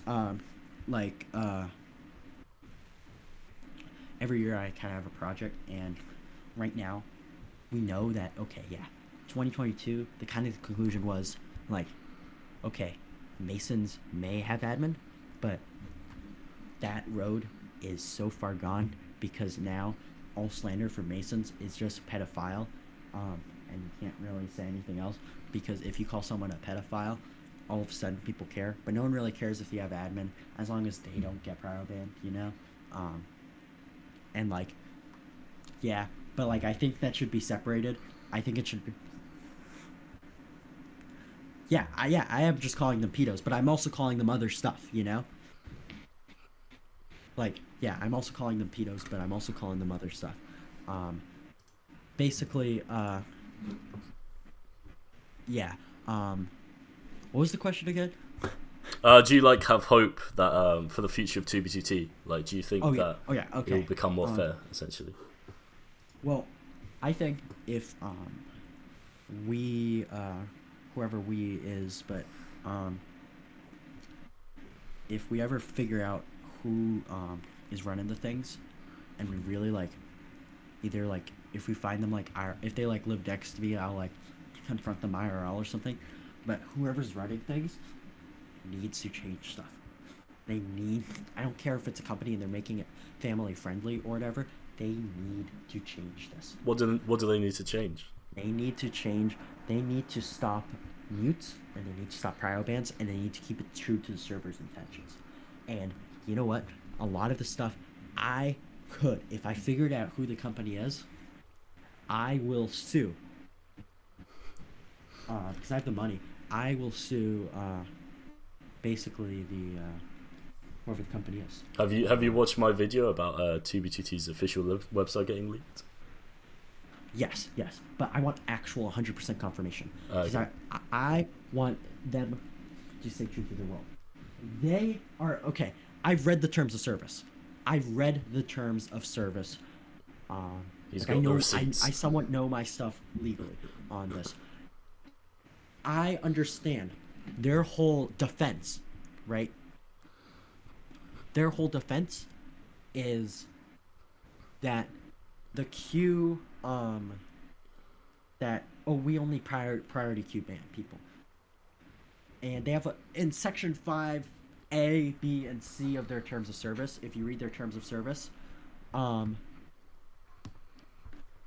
if you do that, you will see that, okay, yes, if you like spam edgy stuff, you won't be able to play pyro.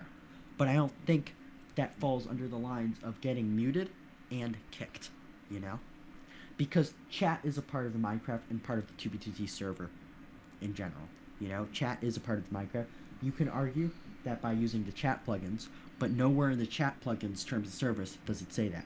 They would either, it also, so that's why I don't think people should get muted. And like, who cares? If you're buying priority queue now, you're kind of an idiot when proxies exist. Would you rather spend $200? Let's say like you play for like 2 years. Would you spend like $240 on priority queue, or just spend like $100 on 4 Minecraft accounts and just put them on a proxy? I recommend deem proxy. That's the only one I know. Fair. So how would you go about suing 2B2T then? What I would do is I would just argue that their terms of service basically is just, it's not true to their word and their playing experience. You can cite, I have evidence of my account being kicked manually by administrators before the 6-hour queue mark with my AFK working on, because I have many accounts connected. I have many. I have over 50 accounts on the proxy. Well, I have access to 50 accounts. And I have evidence of them being manually kicked by administration, and nowhere in their terms of service does it say that.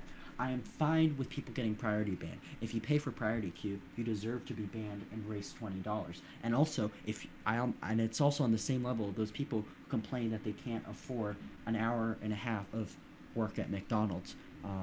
Like, yeah, I don't know. It's just like, just don't spend $20 if don't spend more than you can afford to lose, you know. Right. Okay. All right. So I think that's kind of all I've got to ask you in terms of the whole in terms of the whole SpawnMasons owning 2B, all that kind of thing. So okay, let's rewind the clocks. Right. Let's go back to before all this. What was your life like on 2B before gaining notoriety for being a quote-unquote schitzoposter? Like, what was your life before exposing nocom and all that stuff? I've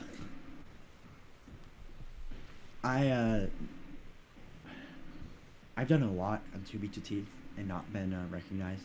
I realize now that you don't choose your legacy, when instead the world chooses your legacy. I will forever be known as the schizophrenic guy who warrants the community. But I've done a lot, and a lot of people have taken credit.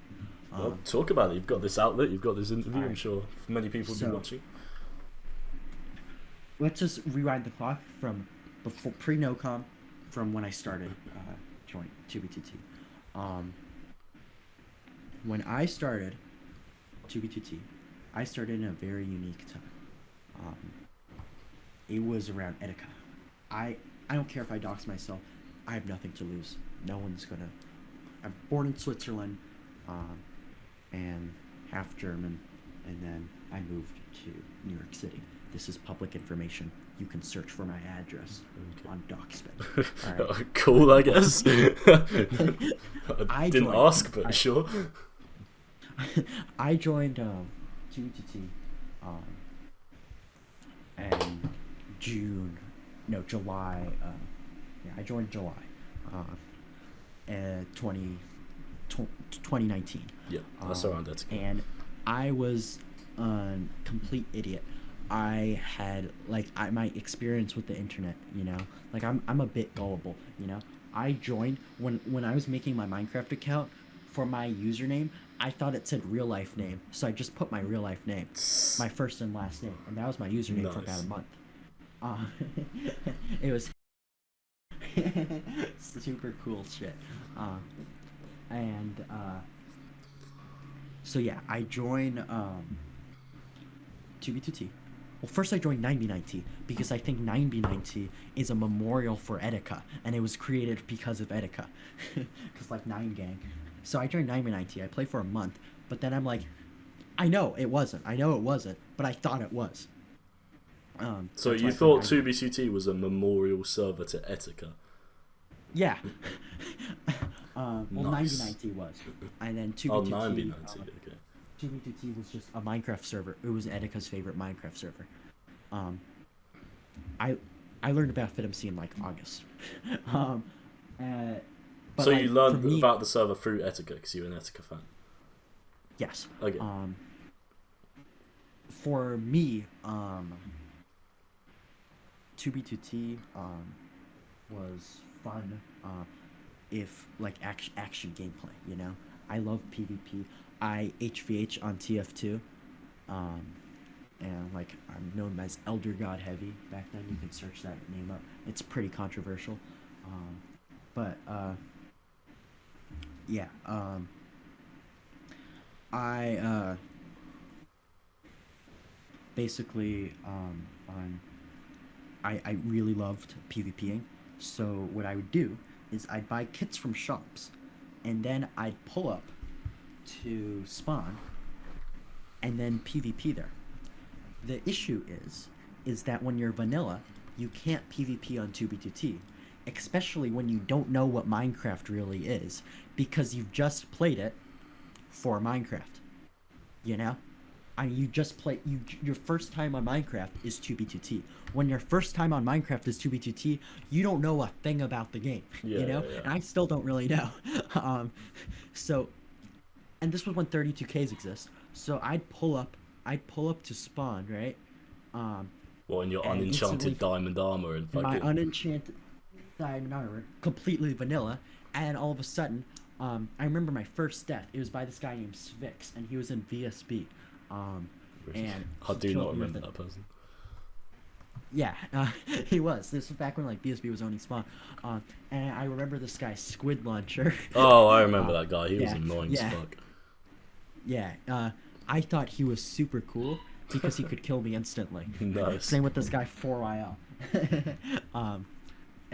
So yeah, for the first month, and I had Impact Client, but I didn't know how to open the GUI. Jesus. Yeah, it was hardcore mode. So yeah, I just stay at spawn, and I had PvP, and I never learned how to 32K. But I just pull up to spawn. I record fights. You can probably search my name and find old fights between Killzall and 6WJ and all. Oh, Killzall, bro! You're bringing back some memories. Fucking hell. I know. Victorson, bro. I'm still chilling with him. Yeah. So many guys, who are now the old school big players, but I was up with them, but I was so bad that I didn't even get in the ranks. Then around mid August, this guy Mad King Lambo starts really typing in chat, and for anyone who played in the summer of 2019, you know who Mad King Lambo is. He just shitpost really, really good, and he'd post just the funniest things in the world, and he was just the center of the chat. And he'd just pull up to spawn and not get killed, you know?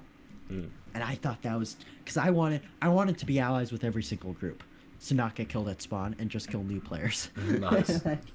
like I wanted to join. I think I applied to like Imperium and Highland at the same time. So yeah, both denied. So yeah, I just PvP there. And that's when I met Lambo. And I'd say like everyone now knows Lambo as Zero Neb and Mad King Lambo. But back then it was just Lambo, you know? And I just followed this man around. He like ignored me for so long, and I just followed around and eventually and just do what he did. He was farming deaths. I was farming deaths. I was copying him exactly. That's just kind of how I am. How I act. Like my profile picture, and right now is actually copying someone else. Like I just copy people. Just naturally. I get obsessed with one person, and then I just copy them. And at that time, I was obsessed with Lambo. Kind of like how I was obsessed with XC9, except I could actually talk with Lambo. Then around late, so I kind of just basically adapted his morals, which was at the time the thing that was wrong with 2B2T was new players. Meanwhile, I was a new player, but ignore that. And we had to remove every new player by destroying spawn. So how did we do this? Well, it's pretty simple way of doing this.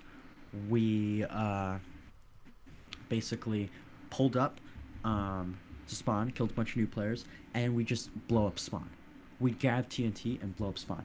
Back then, there was still dirt 1,000 blocks out. Yeah. But we no-lifed it, and in a span of a few months, we blew up every single piece, and then we started draining lakes. Now, if you look at spawn, there is not a single block of natural terrain left that's dirt, grass, and if you notice, even then, like I'm online 24/7. I was online then 24/7 at spawn, mining grass, sand, dirt. We'd had baritone bots just mining that. But like we also hated the highways too. So our goal was basically we were like the anti-new players, bro. We pulled up to the highways.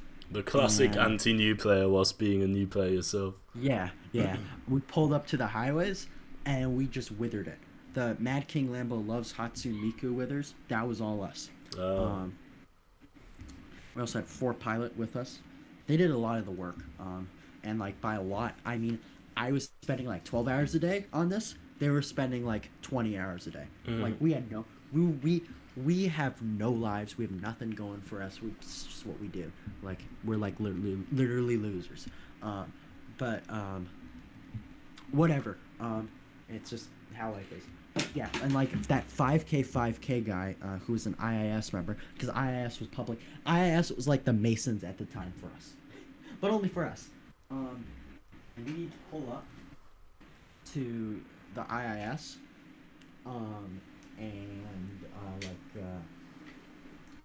just like grief their stashes and everything. We absolutely despise, and that's how I started talking in chat in the first place. And nowadays, whenever I'm unmuted, I just type in chat. I'm like really mean in chat, but Shitpost, yeah. Yeah. Classic TV stuff. Okay, all right. Yeah. That's enough of your early stuff. Let's move on the clocks, because I noticed something quite entertaining when I was going through your Reddit posts. You had some like beef with Pixelation at some point. Like, can you explain all that? Because that's an interesting character. Oh wait, one final thing before the Pixelation thing, which I did touch on. Yeah, besides sure. just the anti-new player garbage, is around. I'm just leaking everything. I don't care. Around and this is November 2019, there was and this actually leads me to a theory. There was this player named Bailey, Bailey Ancom, I remember who was a girl, but actually a transgender girl, and I didn't know what transgender meant at the time, and I was part of the book club. And Don't tell so me I you see- got. Don't tell me you got trapped, bro. So I see this girl, right? And I'm like, yo. And this was like back when like I had no idea what e-dating was, you know? Like all my experiences were like in real life. So I pulled up to Bailey, bro, and I was like, yo, on a VC. But of course I'm not gonna like say my voice because I'm super scared, right? So I just like get in this call, bro, and it's just this deep voice. Just like, yo, what's up? I'm Bailey, you know? Which is, that's how I found out what transgender meant. Interestingly, interestingly, little bit later,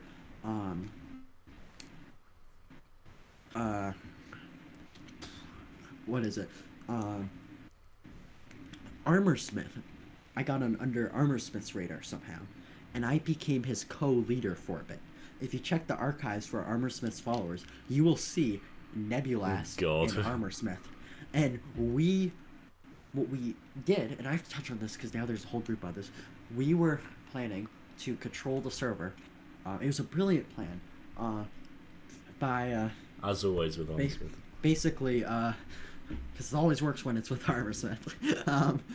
He was like, what if we bring Chezhead back and the Face Punch Republic back and have Chezhead be our puppet and then control and basically have like 80 players at our command doing whatever we want, and we have just basically a bunch of internet slaves. And Chezhead would be our puppet master along with Sato 86. I remember this, yeah. We brought back Chezhead and eventually the Face Punch Republic, and it became so, we like LARPed so hard, and we pretended to be LARPers. We got like Brick Zebra and like the Imperials to ally with us. We created the Face Punch Republic. I don't know what happened to it. I think it's called now like New Face Punch Republic, but and it's not. We have no credit for it. But he and I, we controlled behind the scene. We basically manipulated Chezhead, and the only reason why, life on 2v2T, the whole Mason Nerdzing thing, would have been so different if Sato 86 had recognized Armor Smith's voice. How come? Because he was on and on. Because then... Oh, because then he wouldn't have been involved. Yeah, secretly controlling. Number one, the whole like pedo thing with Solar 86, or Solar 68, wouldn't have happened. Sato 86 wouldn't have returned. How would the Solar 68 stuff not have happened? Well, probably. Well, like when Sato did the whole Solar 68 the exposing thing. Yeah, that would have happened. Same with the whole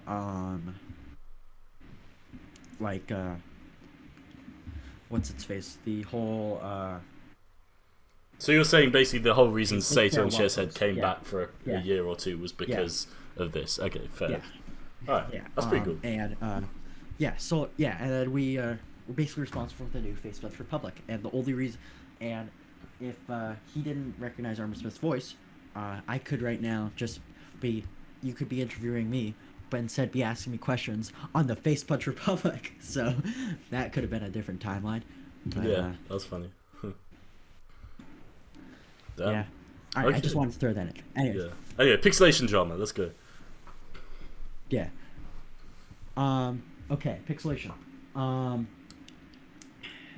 Not really much to say. I don't really know who this guy is. I think he's a no-namer. He's a no-namer easy runner, I bet. I bet he easy runs from Spawn.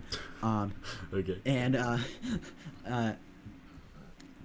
pixelation, it wasn't that much. It's just he was stealing my thunder, you know? Oh, okay. So there's nothing big then. I Like- kind of got... Yeah, it wasn't, pixelation, he was trying to, make Jake into a lol cow. Yes, too, I remember and make that. him find Sky Mason and like post him on Kiwi Farms. Just like really, like stuff that should have happened to me but didn't, you know. It's like Now, Pixel's come a long way though. He's actually a normal, more normal human being now than he was. I don't know what comes up with him now, but I really don't care. First. Yeah. Okay, yeah, we'll move on from that because there's clearly not much to say. Okay, so let's go on to today, I guess. So, are you still active on 2B2T? And why not, I guess? I don't know how to play Minecraft without PvPing, and I haven't PvP'd in so long that I can't anymore, you know? Like, I've tried, I just die every time now. That's always what I've been doing. All my, like, actual goals on 2B2T, those are gone, but my community goals right now is to find out who has admin. I'm working so with, that's like, still your goal? Yeah, that's my goal, is to find admin and do whatever it takes. I talked about, like, suing them. That could be a possibility in the future. My goal now is to make 2B2T anarchy again, and I don't think there's a single other person who's put in as much effort as me. And you'll likely, around, like, October 2023, may see a big Reddit post. So you've got something in the works? Yeah, that's my... Can we get a teaser for that, or is that still hush-hush? Still hush-hush for now, but big Reddit post coming, like, October. Okay. It basically whenever we fully confirm who is owner, and the only issue with that is if people take that seriously, you know. Well, I recommend writing that Reddit post in a much more, like, journalistic way rather than a FitMC way. Yeah. Which I said to you at the beginning. Yeah. Yeah. I'm sure your fans will be excited to hear there is a new Schitzopost on the way. But I'll be excited to read that, see what you've actually come across, I guess. Do you think 2B2T is worth getting into as a newfag, like, today, or are people just going to be playing a lie by joining? I think this is just a psychological mentality on 2B2T, where basically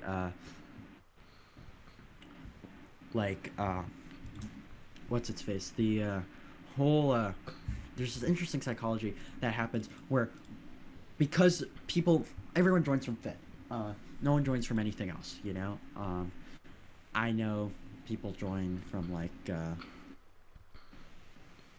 other places, but, like, 99% of people join for Fit, and they all have this idea that they're going to meet, like, Zero Neb, Tristan, Pyrobyte, you know, like, all these big namers who don't play, and they all have this idea that they're gonna be with them and they're gonna make history together. That mentality over time, and it's happened to me after I started watching Fit after Etika, that mentality has transformed into every single person in this call right here, every single person in this Discord server, whether they will admit it or not, on some level does everything they do, including myself, for attention and clout. Sure. 2B2T is a clout. Clout is the currency of 2B2T. Yeah. If new players want to get into this, they'll have to know that this is more of, like, a mission, almost like a life mission, you know. Life mission for what? Like, life mission to be noticed on some level. For me, it is my life mission. For me, it is my life, because I have nothing better to do, you know. But for other people, at least treat it with some respect, and at least know that everything that you do on 2B2T, number one, it's going to come back to you. Very true. And in real life, eventually too, people will be able to track you down. No one is undoxable. Someone will do it, and be careful what you say on the internet. But no, join if you're going to make an impact on the server. I don't care if it's positive or negative, as long as you are aware what you're doing. You know, you are aware of what you're doing, the consequences of your actions. And I mean, take it from me, you know, I wasn't aware at all. And if you just see I know eventually everything in my life will be released about me at some point. And I mean, we haven't even gone full under on, like, all these gaps in my life, but it's irrelevant to 2B2T, but it's still it's still pretty crazy and shocking, I'd say.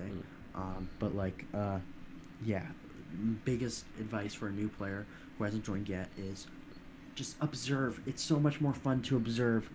Like, I'm just known because I just write shit. You don't even have to play, you know? That's very true. Just play Discord.exe. Yeah, just play Discord. Only log on to 2b2t if you need to, you know? Don't waste your time trying to find something to do. Don't lie to yourself and you say you play for the map. No one plays for the map. It gets boring after 5 minutes, and the only reason why you'll play for a map is to base hunt to get famous off of griefing something. And don't LARP either. Like, come on. Or if you're gonna do it, LARP, at least don't deny it, you know? And don't be cringy about it. Okay, there you go, boys. Yeah. Don't LARP. Words of advice. Okay, so I mean, you've clearly sort of established that 2BTT is a very big part of your life. So this is going to be an interesting question to ask you. You know, feel free to go into details about this. But how has 2BTT affected you personally in the real world? Like, what are you now compared to you before you found 2BTT? The simple answer, I'm gonna give the short and long answer. The short answer is definitely that I have a purpose in life now, you know? I have a reason to, yeah, that's the short answer. I have a reason to keep going, you know? It is my motivation to keep going, you know? That is why, that's cool. And I think this is, on some level, everyone has this, but for me, it's the extreme, because this is my life, you know? Like, on many levels, this is my life. To just be known and be remembered. Time to get more philosophical in the long answer. Everything I do in life is to be remembered. I read this philosophy. I studied this person called G.G. Allen. You can research him about him. And he's a great musician, great punk rock musician if you're into that. But he basically, the short answer is you have basically two deaths. The first death. Well, no. First off, the goal in life, right, is to be remembered. That's what I'd say the goal in life is. And, well, actually, more specifically, it's to defeat death. Death is life's only enemy. And you defeat death by being remembered. Because it's, if you study history, like I have, you will see that the ancient Egyptians, they built their pyramids. And it's not like, oh, well, white people didn't do it, so it's aliens. It's not like that. It's more. I was thinking about, should I just say a stupid comment about aliens? Yeah. Yeah. No, if white people didn't do it, it's aliens. Not like that. They did it. Most people think they did it, like most historians, to be remembered, to have their name. You don't remember like the ancient river valley civilizations on the Fertile Crescent, do you? No, can't name a single one off the top of your head, but you can remember ancient Egypt. You can remember the Mayans because they built pyramids. That was their thing to be remembered. I remember Bucky Buck because he built the water cube. But like, seriously, SpawnMasons got another clap for building Sky Masons. And sure, they did it to play, but I'm sure that in some level they did it to achieve fame, glory. We all love that. We all love being the center of attention. And I think the goal in life is to, very simply put, to defeat death. And if you can't live on physically, you can live on through people's heads. I won't die. When I reach my peak, I will die. I know that. Whenever that is, whenever the battle What do you mean over, your peak? Whenever I reach... If you like search Google Trends for my name, when I know that my name is at an all-time high, I will be satisfied to die, you know? I will never have a downfall, you know? I will reach my peak. It's like Michael Jackson, you know? Like, Michael Jackson kind of died at his peak, you know? Then he was the talk of the show. He'll always be remembered. I want to always be remembered. And I think in the future, especially with my prolific internet history and my unique life and experiences, I will be remembered. But do you believe that 2B2T will be the vessel to be remembered, or are you going to move on to, you know, greater things? I've already started bigger things, and it's one of my many things. You know, it's like part of my resume. Right. 2B2T is just a side hustle for this, you know, so 2B2T has impacted my life by making me realize that. It was the thing that made me realize. So 2B2T is giving you purpose. That's a very positive thing. Yeah. Randomly. But yeah, it's like that's like the short answer, but the long answer is because everything I do is to be remembered. And Okay, well, I mean, that leads on to the question that I ask all my guests, which you kind of already answered, but I might ask it anyway. Has 2B2T had a net positive or a net negative impact on your IRL life overall? Well, my IRL life, without doxing my current location, because I don't want to dox my current location, not yet at least. I think when people talk to me in real life, it's like they know they're talking to someone who, like, because like where I am now, people I think I'm very good at saying that I have a secret without saying that I have a secret. I wonder how many people I talk to in real life actually know who I am or know about 2B2T. But I think a lot of people who I talk to are only talking to me because they think I'm cool on some level. I don't know what it is, but it's like when you're like with me or just see me, you can it's weird, like you can see that I'm like almost hiding something. You can sense the mysterious energy. That main character energy. Basically, like and I want to right now keep my real life separate. I'm almost like Gustavo Fring from Breaking Bad. Like you can tell there's something off with that, but you can't just pinpoint it. And I mean, most people on 2B2T, 99% of people on 2B2T don't know about the other stuff I've done in other communities, you know? This is just 2B2T, you know? There's other stuff. I'm online the internet 24/7, but when I do, the people who I do talk to in real life, they know. In New York City, I noticed something very interesting. A lot of there was a big meetup. I think Bezo actually went to it. A big IRL meetup on 2B2T. It was like a live stream event, you know, in New York. There's a lot of NYC players. This may lead to some people figuring out who I am, but I doubt it. But I was one of the kids at my high school who talked about 2B2T. And when I was nebulast, like early before quarantine, I was telling everyone at my lunch table what I was doing on 2B2T. And people on their Instagram stories were like posting and Snapchat like, I'm in this queue. And I won't say who, but I think a majority of the players who are in New York City either went to school with me, or if they're a bit younger, even still, have known me in real life. No, they won't figure out who it is. That's pretty crazy. I guarantee you, and there's almost like that extra secrecy with that, most people have joined from me who have joined from New York, who are in New York. And I guarantee you, if you're from New York and play 2B2T and joined after Etika, you've talked to me. Well, New York's a big place, but fair enough. But like because we're all like roughly the similar age, you know. Sure. I think we're all in some way connected. And I've actually talked to people listening to this, who I know there will be people, significant people in this community. There's quite a few who I've met in real life before, or we've had mutual friends, like 1 degree of separation. I have talked to people privately. We will never leak this, who we are, because it's like a mutually assured destruction type of thing. Yeah. Sure. But like, there are people high up in this community who we have privately spoken, and we know each other in real life. But we're never gonna leak that. That's pretty cool. Well, anyway, you haven't answered the question. So,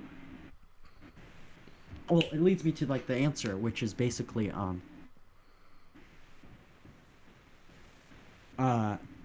I think it's had a positive, because I think it's led me to connections and authorities. Okay. I get away with a lot more of stuff, like illegal stuff that I do. What? Because of connections from 2B? Well, because there's like this era of mystery, so I think it's positively affected me. You know, like I think a lot of the stuff that I do, like I can get away with, or at least. Can you give any examples? No. Fair enough. Or even just stuff like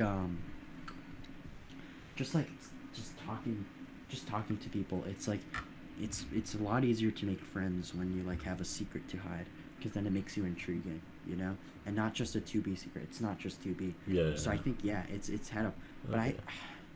It's interesting because I think I see people more as objects almost. Like that sounds like really terrible, but like I still like have empathy for them, but it's more like you're not a full-blown narcissist. Yeah, I'm not a full-blown, but like there's definitely like I more see people as like tools to push yourself up to success, but I still care for them, you know? They're still my friends, you know?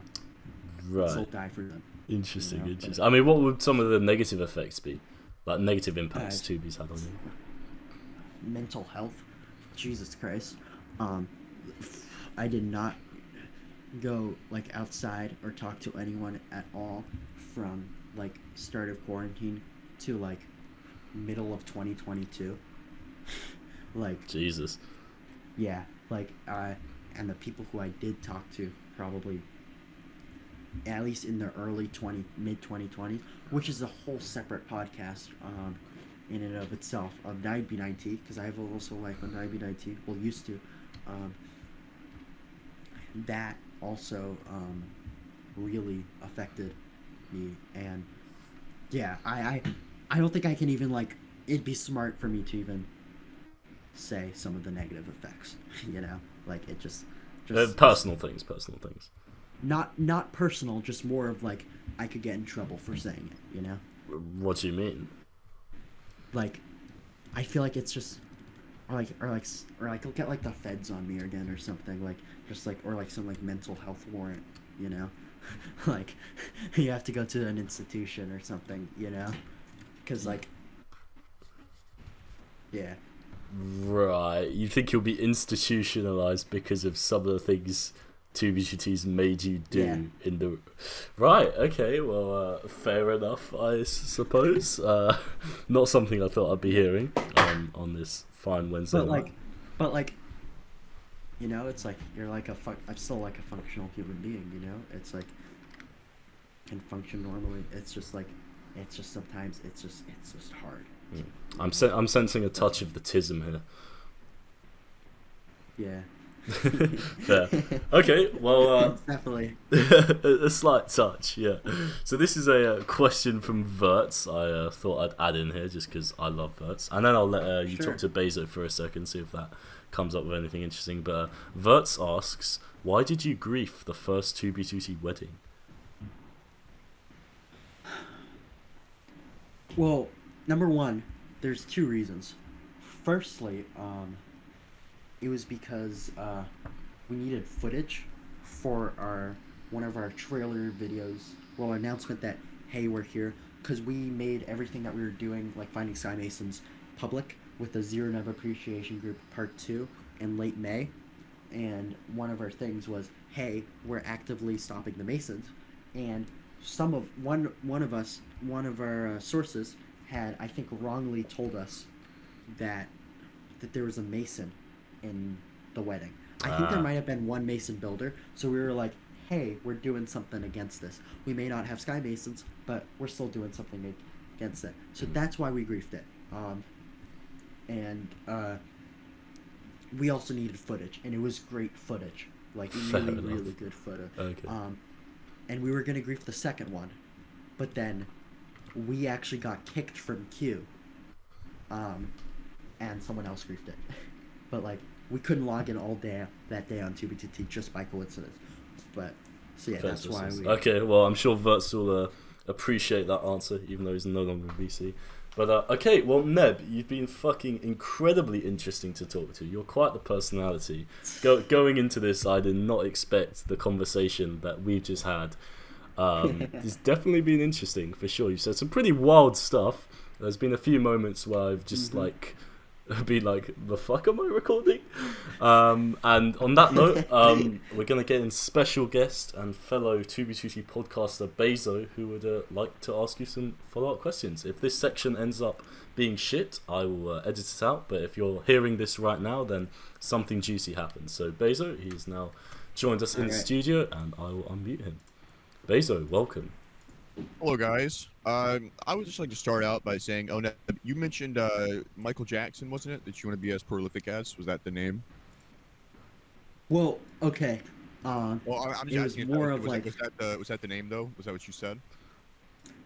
Yeah, it was Michael Jackson. Okay, I find it interesting. I find it interesting that Michael Jackson is a celebrity you're going to reference when you're talking about being prolific. When he's prolifically known for being a alleged groomer. You know, bringing children to his Neverland properties. I find that interesting. It's not very funny either, because you've also claimed to be a groomer in this very call. So is that like a funny word to you? Is that like a funny like narrative you like to push?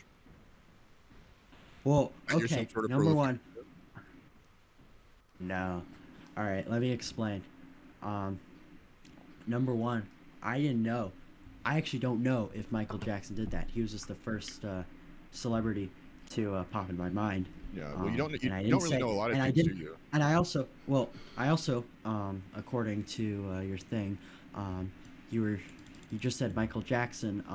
That's actually not what I was referring to. Do you know the severity of the crimes you've admitted to on this Block Game podcast? Like, I don't think you realize that. I think you're disassociating the difference between actual serious crimes and a fucking Block Game group. Because I'll tell you what, you've only sent one piece of evidence that any of the Masons are doing any of this whole power-hungry, like, pedo-LARP shit you were talking about, and it's from Totorak and Sakuya. Two Masons, right? You're claiming the entire group, right, made you, do this, made you groom Xma, and I just don't see that as happening, because you're not even in the group. And you only brought up two different names, and you sent one screenshot to prove it. Where's the proof that Sakuya was doing this? Where's the proof that Sakuya was doing this? Okay. Yeah. You check. All right. You check Maeve's thing. Right. Let's look at your one screenshot of their Discord bio. Right, let's look. Let's look at. That definitely proves a rigorous claim that you made that they are pedophiles. Your words, not mine. Yeah. Okay. Yeah, that actually does, because how does it prove that? you can. All right. You can ask Maeve. You can check. And see if Sakuya has bought her things, such as like a maid outfit, which that did happen. Okay, yeah, I'll ask Maeve, because Maeve has said in the past in DMs that hasn't happened. So, she said to me. All right. Okay, yeah, I'll send you that. Yeah. After the show, I will send you screenshots where Maeve has confirmed that neither Totorak nor Sakuya has bought her maid outfits or anything that you're talking about. And honestly, I don't even know if I would consider like Sakuya buying this person like anything off their Amazon wish list grooming. Honestly, compared to stuff you were talking about in this podcast, like the only person that I would consider grooming is you by self-admittance. You self-reported. I didn't even know that you had tried to get X medicine thigh pics. That wasn't public knowledge before this podcast. Well, it is now. And you know what? How is it the Mason's fault that you did that? You weren't even in the group. That was not my point with it. And in fact, you actually joined a bit later, and then started asking what was going on without really knowing the full story of what are the full stories of how they groomed you to be a groomer? I'm interested in hearing that. Okay. Here's what I'm saying. They what's its face? They basically told me, well, no, not told me. When I had originally gotten that clout, that whole clout on the FitMC, right? He well, yeah, the whole like that to me, I felt like it's just such a huge power power trip on it. And I was in this community where allegedly, because I said, and that was my bad. I said that I know for sure that what's its face, that I'm grooming Maeve. Well, no, not that. The other members were grooming Maeve. And if Maeve has came out and said that they didn't, then that was my bad. But I do But know. you did. Yeah, I did. Yeah, according to me, I did. You were influenced by a group you're not. You weren't even a piss band in that group. You weren't even a fucking recruit in that group, and yet you're saying Yes, and I'm saying they influenced you. How is it their fault that you groomed somebody?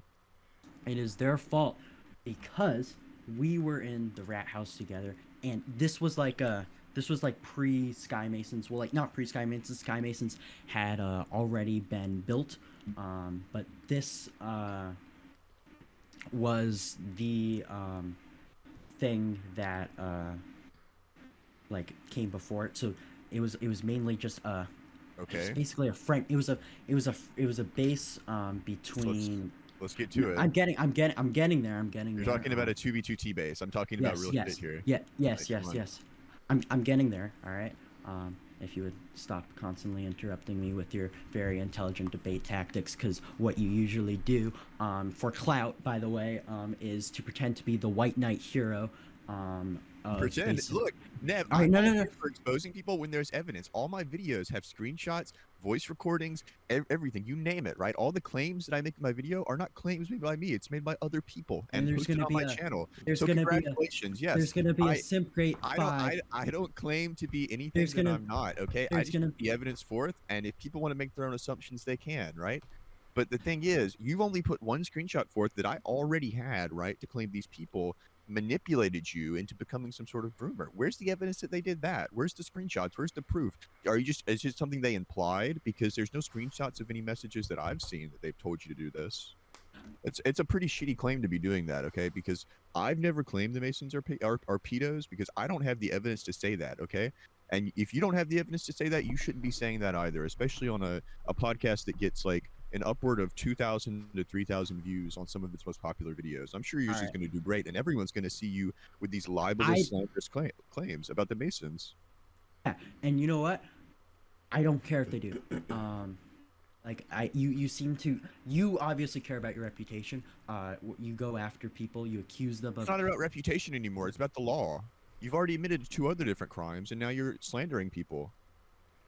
That's a 3rd crime. Congratulations. You could be charged with 3 different crimes just based off of this podcast alone. That's real shit. Okay. And I think now that you're trying to what's its face convince me into saying more crimes. And, I'm not. I'm telling you what you said. If you want to say more, by all means. I mean, yeah, I said it. I'm not denying that I said it.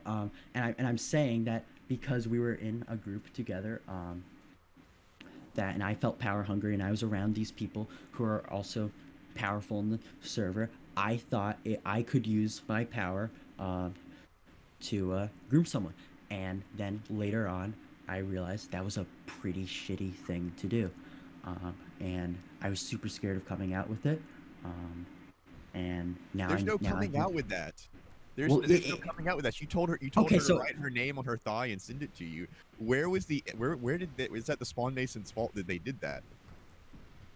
Did they message X-Men and like tell her that? Did they message you and tell her to message her to do that? Like, no, I'm not saying that. There's no thread. I never said that.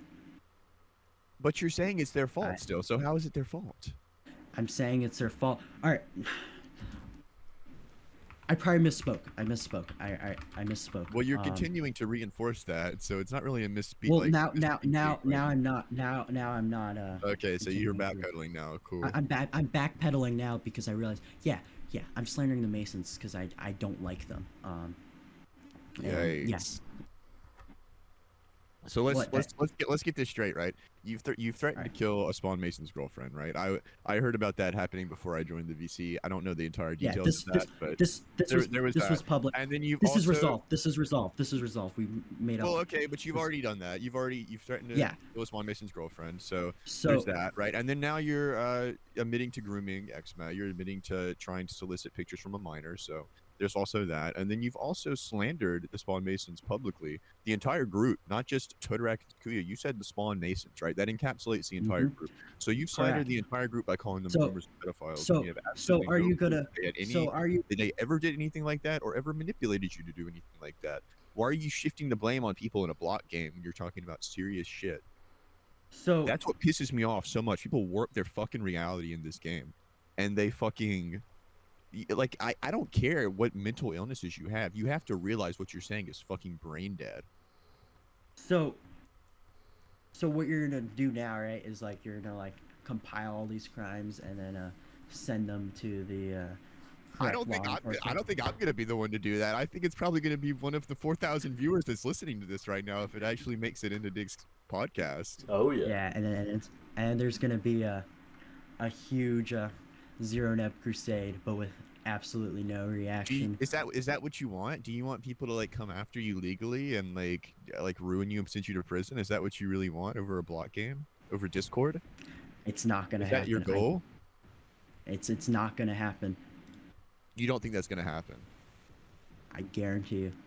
Okay, well, viewers out there, if you had a problem with any of the several crimes that Odeb admitted to, please contact your local law enforcement or, just send a tip to the FBI because I'm sure they're interested in hearing about some of the stuff that Odeb's done online that he just admitted to in this podcast that'll be posted. When will this be posted, Dig? I don't know, in like a few days or something. Depends how lazy I am. Yeah, in like a few days. So Odeb, count your days because I'm sure somebody out there is going to take this very seriously. I take it very seriously. Shit, I might even put in a tip myself. What's it going to hurt? It doesn't affect me to put in a tip. Just type something up, send a link to the video. There we go. Congratulations, you self-reported. Mr. Anti-Pedo 6000, definitely. Yeah, call me out. I don't care. Call me out. Like this is basic human and this will be like a great YouTube video too, right? Like a really good YouTube video. You're coping right now. Why are you coping right now? This isn't a cope. Like cope. It's like, oh, this is going to be a great YouTube video, isn't okay, it? what do you want me to say? What do you want? Because you made serious allegations against yourself.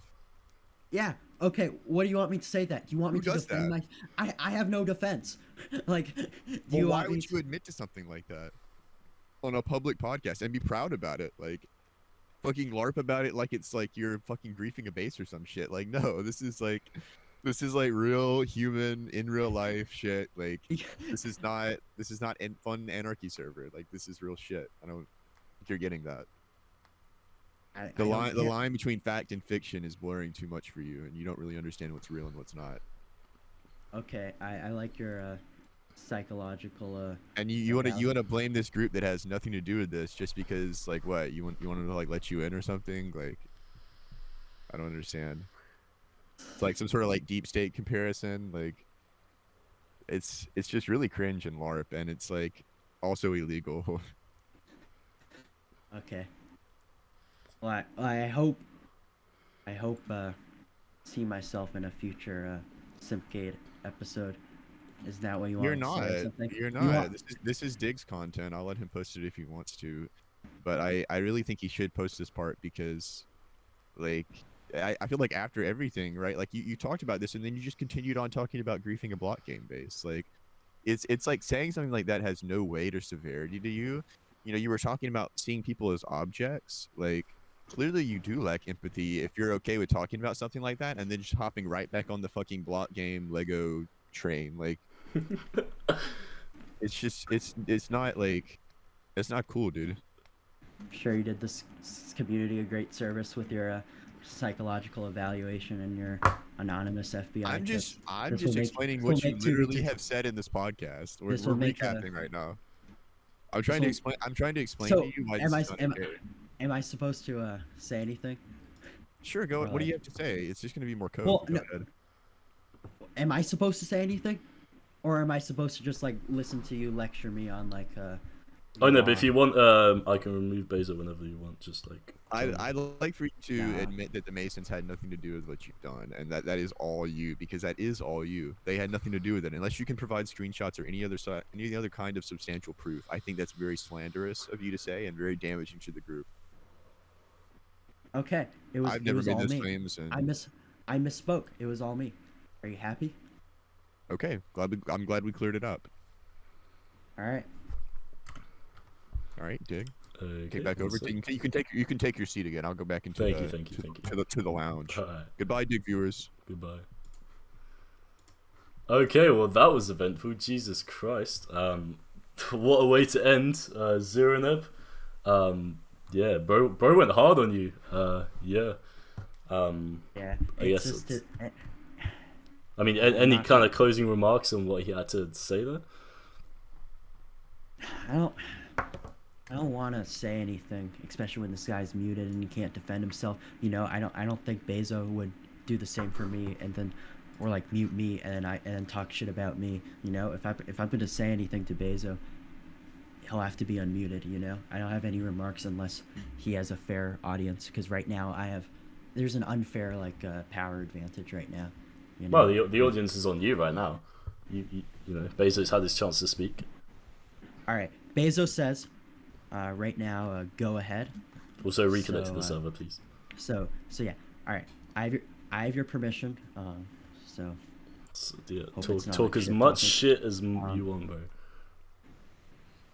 what I think defend yourself. personally, it like like I know what I said, and I'm just saying this because I never said it before, and I don't want to say that I'm like some saint, some like fully anti pedophile hunter like you, because I made my mistake too, and yeah, I made my mistake too, and I also said that I thought you didn't really give me the chance to like really think about it and explain myself after you talk, because you were continually to talk over me. What I will say is that I think that my entire point in saying that, and why I moved on so nonchalantly, was because I don't want to paint myself as some super duper good hero who's never done anything wrong. No, I was this level, but then I changed. You know, like you can. So ask, you can easily condemn what you did. yeah, you can. I can send you screenshots, Bezo, of my entire DMs with Maeve, and I basically told her that we should stop this because like she's not 18. I made a mistake, you know, and in fact I think she's in my just as a sign of trust, I just put her in my private server, and I haven't even talked to her. She doesn't even talk there. We haven't talked in like years, and I think all parties are pretty chill with it. Bezo, if you want to ask me unmuted, I feel shit right now just like talking over you while you're muted. But if you're okay, you know. It's fine. Can you just reconnect to the server for the outro? Oh yeah, my bad. No worries. bro. But yeah, basically what I can see how it can come out as me as some evil groomer who's still grooming or whatever. I mean, you condemn grooming children, correct? Yeah. Yes. Okay. Well, that's a step in the right direction. Yes, and I've talked to Rain about the whole UFO situation to make sure that she was okay, because she and I are on some level of closeness, because like we're both like schizo and whatever. But Sure. Yeah, Okay, but well, like that's good. so yeah, Bezo. I'm sorry if it came out that way. Jesus, not the I'm best gonna with need to words. add a fucking content warning to this video. Yeah, This shit. I'm not the best at words, but like, basically, I just wanted to say that I fucked up too, and it was my bad for blaming that on the Masons earlier. Okay. You know. Well, I'm glad we resolved that. Thank you, Bezo, for your epic commentary. I do. Yeah. Okay. Well, I'm that's sorry for being shit in the debate. that's sorry, it, boys. Sorry for being shit in the debate. I'm terrible at debates. Bro, it's not really about That's being it. good in the debate. I mean, I think Bezo. I know, but like, I feel like I just like made a fool of myself. But yeah, all right. Well. That was my point. Anyway, well, what a thing to end on, boys. As always, I'll link Zero Nobe's Reddit posts. And do you have a YouTube channel? I have two. I think it'd be best if I said you the YouTube Well, yes, that would be implied. And also, Bezo, I'll link his channel down in the description as well, because he was a very cool side guest. And yeah, I think that's it from me, boys. It's been a very interesting conversation. The popcorn has been out for quite some time, and I hope you guys enjoyed it too. And yeah, I think I'll catch you guys in the next one, which could be in fucking 3 years going by my upload schedule, but hopefully not too soon. And hopefully I'll be streaming this month because I'm on holiday, so maybe notifications on and might see each other a few times. But yeah, boys, thank you so much for listening in. Take care and have a good rest of your day. Goodbye. Kiss, kiss.